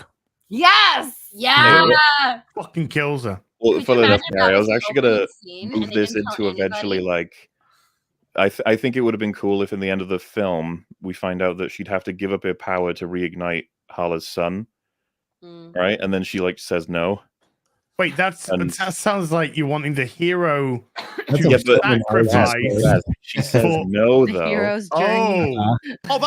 That sounds about right. I was gonna say it would sound about right, and that would make Kamala be like, "So you're not even close to the person I thought you were." Then she was like, "I've saved like 1,000 planets. You guys have no fucking clue. You have no idea what you're talking about. I'm amazing." That sort of thing. And then I was like, "Fuck it, let's unravel her into then making her like an Avengers level threat." And you have to get like Doctor Strange and some others to. We need to. She's out of control basically, and we don't know what she's gonna do next. And if they brought back the male Captain Marvel, that's exactly what they do with them. Marvel, yeah. That's what they did with Icarus. But he's in that Benny. They just changed things a little bit. Just a little bit. It's wild how much it can work with all of the pieces. Better story. That's a much better story. Well, and it's funny because it's reflected in a lot of the way they write a lot of the female characters. Kamala gets the second bangle. She says like, "These were meant for me." Yeah. It's like, you understand that that's like a villain line. Yes. You'd be like, "I've gotten the powerful." Because like, wouldn't it be way cooler if she said these were meant for like some fucking godlike being to wreak havoc on the universe, but they've ended up with me. Fuck it. I'm gonna do right with these. I'm gonna make good things. Instead of being like, "Yeah, they were meant for me because I'm so special." But that's the intersectionality. That's right there. It's I deserve this. That's why so many of the comics have failed in their revamping, is because the heroes are written as villains because the people who are writing them don't understand heroes because they're not one. They don't think that way. In actual fact, they detest them. They detest everything about your Batmans, your Supermans, your Spider-Mans, that they want to turn it and change it. So you literally have a real life industry of villains writing heroes as villains and turning people off from their comics and then going, "How dare you," like a villain would, and then going, "If it won't work on the comics, we'll put it on the big screen then." And then they do that, and then it fails, and then they go, "You racists, you bigots, you homophobes," just like a villain.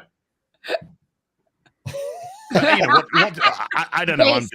I'm just a cracker. What the fuck do I know? Best name I could think of is gifted 5 Nerdrotic memberships for $25. Thank you very much. Cheers. I'm not going to say gifties because that's Gizatron. Weird. Is it Gizatron or Jizzatron? Oh no! Don't, please God, don't. I'm gonna say Giz. I'm gonna say Gizzytron. For $30.99 Australian. Says, "Morning, y'all. Hail, morning." Oh, that's right. You're an upside down land. Good day. Good day. It's probably summer now for you guys. No, spring. Spring. No, yeah, spring in Australia at the minute. Yeah. Heard there's a heat wave in Brazil. That sounds nice. It's freezing Yeah, here.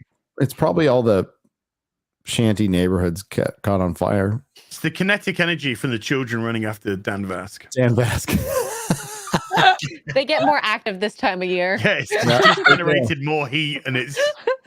Dan Vass has to make sure all his family members are ransomed by Christmas.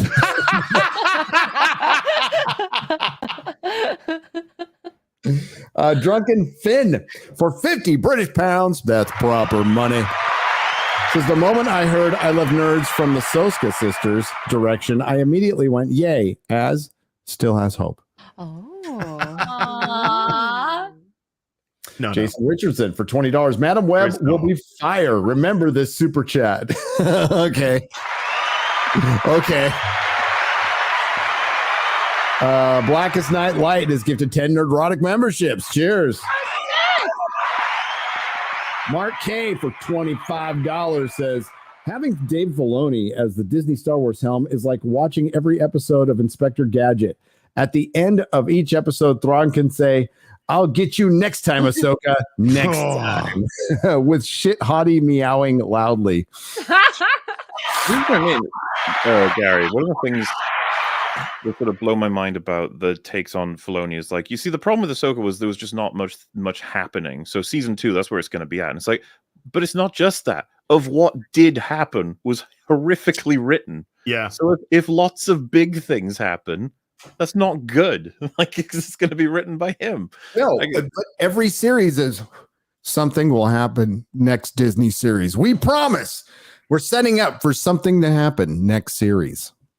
Yeah, every show is a setup for the show after, which is a setup for the show after. So after, which is we would like some fucking payoffs, please. Some payoffs, something. I got a good idea for a payoff. Put it in the fucking vault for 10 years. Don't make it. Do you know what the payoff for the MCU is right now, Gary? They're gonna get rid of fucking Kang. I was gonna say on the 21st next month for us.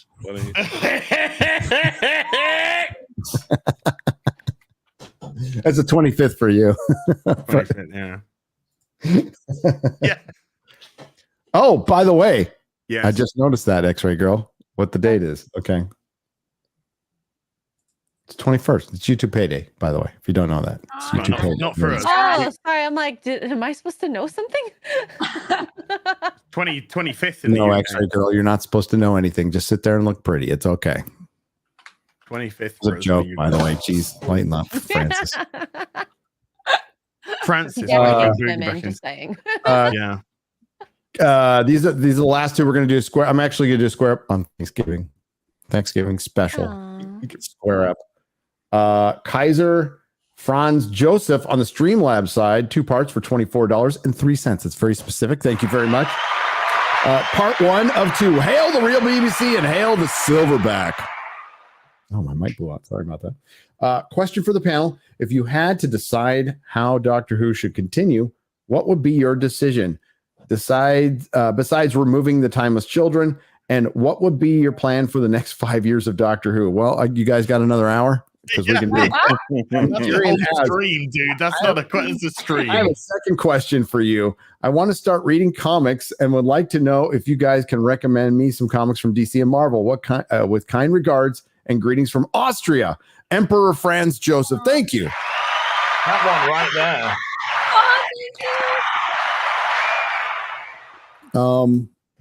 A great starter comic for Marvel is The Marvels. Yeah. Busiek, Alex Ross. If you've never read comics, I think that's a great little starter. So to start with The Marvels. With DC, when you're starting out, it's difficult because it's all really DC. It depends on which characters you gravitate towards more. Are you Batman Year One, Man of Steel? Batman Year One, Man of Steel are good, like little entries into DC. I think. Yeah. John Byrne's Man of Steel. John Byrne. I mean, I would say Year One onwards anyway, but yeah, with Batman. But if you're just starting out, you go to Batman and Superman, and if you really want to go hardcore, then go to the Golden Age and get the omnibus and start reading from the beginning. That's where I usually tell people to start with Marvel. If you want to go hardcore, go get the Fantastic Four omnibus for about $100.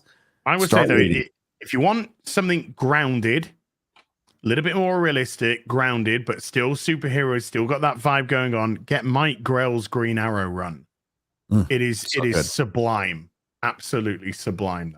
So good. Start with the Longbow Hunters and then go all the way through. And he goes to about... No, do not read Killing Joke first.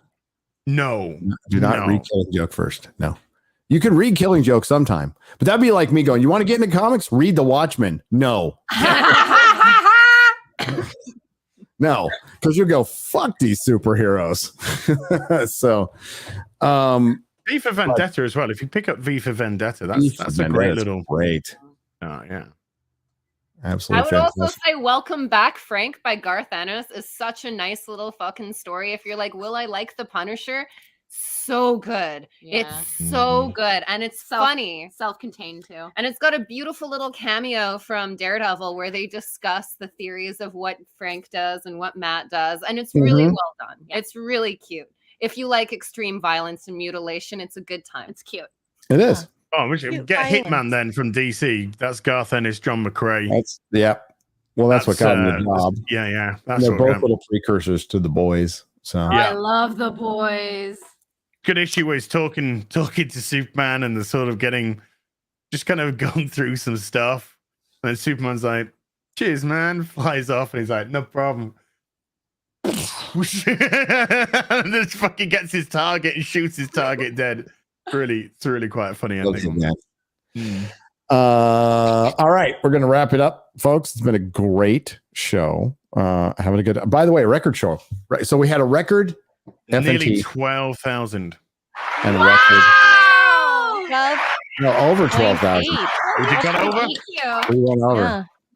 yeah, Yeah, we had like 12.5 at one point. 12.8. 12.8. Holy shit.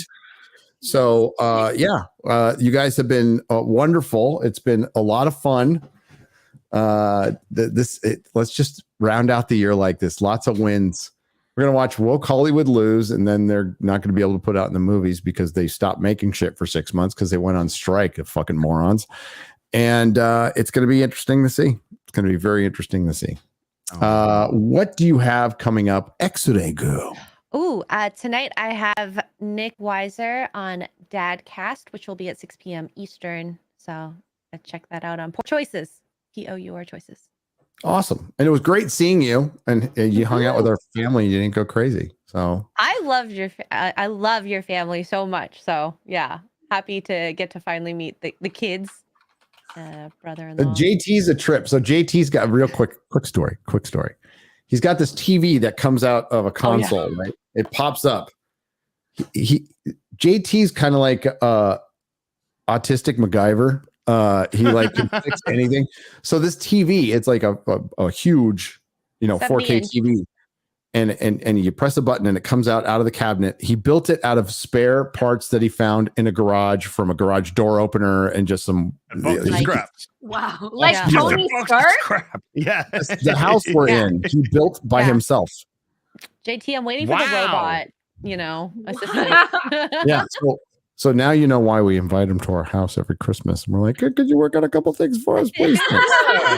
He's very I got handy. some shit that he's doing, dude. Do you want to pop over to the UK? Dude, he can work on boats, work on cars. He can build a house. He can build a deck. He can work with fiberglass. It's pretty crazy. Mm-hmm. Pretty crazy what that guy can do. I can cook toast. Yeah, I can kind of work on a car. That's about as far as it goes. So As can go viral with pronoun rants.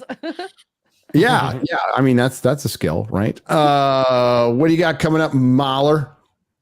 I'm just gonna promote that recent EFAP. It's a complete disaster, a tornado of disgusting horrors, but it's pretty fucking funny. I'm not gonna lie. So, Az joined us for that one along with a bunch of other guests, and we delved into the history and the current state of Boogie 2988, and what a tornado of horrors that was, and a bit, you might say. It's on the Moolah channel if you want to go check it out. Awesome. Are we talking about what we got coming up, or are we not talking about that? I guess we're not talking about it. Okay. With the current state of it, Gary, it's not a guarantee right now. So. All right. Hopefully, that thing, but the other thing. Wait, there's more than how many things? There's things. There's things. You talking about next week's EFAP? Yeah.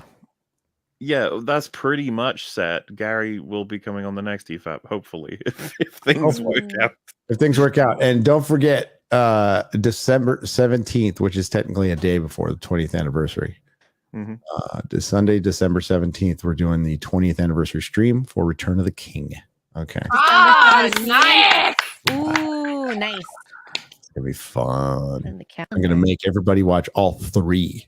Can't just watch Return of the King. No, extended versions. You got to carve out, 12 hours. Yes. Eat lambus bread. Eat lambus bread, yes. And lambus bread. Maybe potatoes. You can have some potatoes. Thanks, Mahler, for being in and bringing us that wonderful news about Dave Filoni. That was great. Great. Az, what do you got coming up, buddy? Stuff and things. Alpha Core is up on the Rippaverse. It's hit $1 million in less than 2 weeks. There's still 2 months on that campaign to run. And then next up, it's these ladies here with this lady here, February of 2024. Yaira Winter has come. Never mind coming. Really looking forward to that. Soska Sisters are legit, so I really hope that you go check out No Restraints play if you want to see what their work's like before going into Yaira, because that's only going to talk you into the building. I promise you that. And you've been great to have on today. Thank you so much indeed for your time and your energy, which has been absolutely well appreciated. So thank you. Thank you so much for having us. We'll probably watch this back after because we watch you guys religiously in a non-creepy way. I do it a little creepy. I like creepy. I do it creepy. I'm in a blanket. Good, thank you. I'd be disappointed if it wasn't creepy. Hey, at least your winter is coming, because we have learned recently that George R.R. Martin hasn't written anything, dude, anything on Winter this year. Gary's so nuts. When I saw that it was like an update, it was a tweet. It was like George R. R. Martin on Winter Winter. I was like, oh my god, is it gonna be something? And then I read, I was like, you are joking. It's the fucking meme. He's not done anything again. No, he didn't write a single page this year. So good. Fucking so good. God damn it. So there's that, but I decided to leave that. I'm gonna probably go on a rant on my own on that one. Ladies, thank you for coming on. Please check out their channel, Twisted Twins Studio. It's linked in the description. Subscribe, watch their stuff. Well, I mean, aside from Yara, is there anything else you want to shout? We just did a sequel to George Romero's Night of the Living Dead called Festival of the Living Dead. It's 55 years after the initial zombie outbreak, and everybody's kind of become very apathetic. They have a Burning Dead Man festival where they go and party and laugh about zombies, and spoiler alert, they come back. When's that coming out? Is it That'll be out in 2024. Yeah, Okay. there's this thing that you guys might have not heard of, the strike that happened in Hollywood. And we had some SAG actresses, really good ones. We have Cameron Bikondova. She played Catwoman on the Gotham series. And then we have Ashley Moore, who is in the Night of... I know her. I know who she is. Yeah. I watched that silly Gotham series for the first 4 seasons. Oh man, I was obsessed. You could do the shittiest Batman and Spider-Man for years, and I'd be like, when can I have it?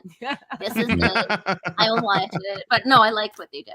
Hopefully it'll be out around the same time as Yaira, actually. I think January, February. Oh, right on. The Living Dead will be out. Ooh. I know, they saw how successful Eric is like, and they're like, hold the movie. Hold the movie. And we have a lot in store for the Yaira campaign, by the way. Yeah. We pretend that we spoil things, but there's big things that are happening. Big things are happening. That's I it. guarantee you that's correct. But that's just personal. I don't know anything, but I'm going to say yes. We'll send it to you, Gary. We'll send everything we're up to. Awesome. Please do. And I'm going to blab it right after. It's the reason Az doesn't tell me anything. Oh, is that true? It's It's funny because Az doesn't want to know any spoilers, so I don't tell him anything. But I know I have like movies not released and stuff like that. I like Az blabs more than I do. He does. He what? I what? He blab more than I do. I'm like a fucking vault, mate. Okay. I am a fucking vault. With some stuff. Don't you stuff. ever tell that secret, by the way. Which one? Oh, you know the one. I know them all. That's hot. Talk more. No. Thank you to the Nerdrotics out there. You did a great job. Thanks to everyone who left a super chat and donation. You'll help keep the lights on. Thank you all. And hey, thanks for watching my last couple videos. Yeah. Which one more question we should ask Sylvia and Jen, because we didn't talk about it at all, but that's okay because we'll just ask the most important question. Favorite character in all of Buffy and Angel? Buffy! I came ready. She was ready. Hey. I was so ready. You know, we'll come back and we'll just do a Buffy. Do a Buffy stream. You come on the Buffy stream. I always wanted to be Buffy, but I'm Willow. I'm a little dark Willow. Yeah. And Sylvia's Glory. Glory's my girl. If I was a goddess that showed on Earth, I'd be like that. I'd be like sexy and be like, hey, where's my key? The funny thing about Buffy is we were always kind of made fun of for all the things that people like us for. And people were like, are you watching Buffy? And I was like, fuck no. That's one more thing to be called and made fun of. And we saw Hush one day. Yeah. That'll do it. Shit. And Amazing. The gentleman, Camden Toy and Doug Jones, they're both friends of ours. We're They Doug buddies. Jones is awesome. Come on for like a Buffy chat. They would be amazing to come on. Oh. And after Oh, yeah. that, I was addicted. I just couldn't get enough Buffy. Like, Yeah. hook it to my effing veins. I used to tell people how I feel in Buffy episodes. Yeah. Like, how are you today? I'm like, I'm kind of the freshman. Like, I need to come back into my power and remember that I'm Buffy. You know, or sometimes someone fucked me over, sometimes literally, and it's the harsh light of day. And I'm like, ugh. Oh my God, Mahler's probably so happy right now. I'm just smiling. That's all. I'm just Point smiling. Gary said, I have a theory, and I was like, I have a theory. It's a demon. A dancing demon knows something isn't right there. I got a theory. Some kid is dreaming, and we'll trap to turn right back to Broadway nightmare. Sorry, guys. That's So all we wanted good. to Buffy it up. That was so cute. When we get tired, we start doing show tunes. It's either Buffy, Jesus Christ Superstar, or Little Shop of Horrors. Yeah. Oh, That's when yeah, the yeah. brain is shut down. Feed me Proper. Seymour. What about Rocky Horror? Oh my gosh. Yeah. Howdy do I? So So you've met my faithful handyman. No, yeah. He's just a little. Hell yeah.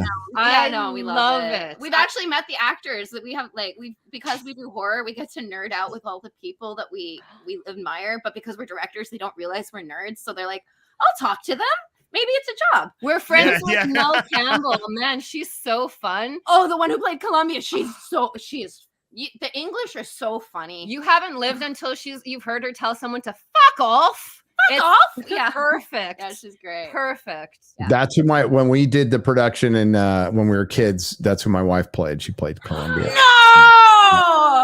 Oh, Mrs. She Nerdrotic. looked like her. She looked like was She's a really dead cool. ringer. That's awesome. And yes, Doug Jones in the chat, great actor, and they should just bring him back to play Silver Surfer. They should. He's such an unsung hero. He's such a fantastic actor, but he never gets the respect he gets. In No. Shape of Water, he was literally the only person not nominated because Right. somehow it's easy to put on a costume. Abe Sapien gets laid. You know, that's what that movie Basically. is.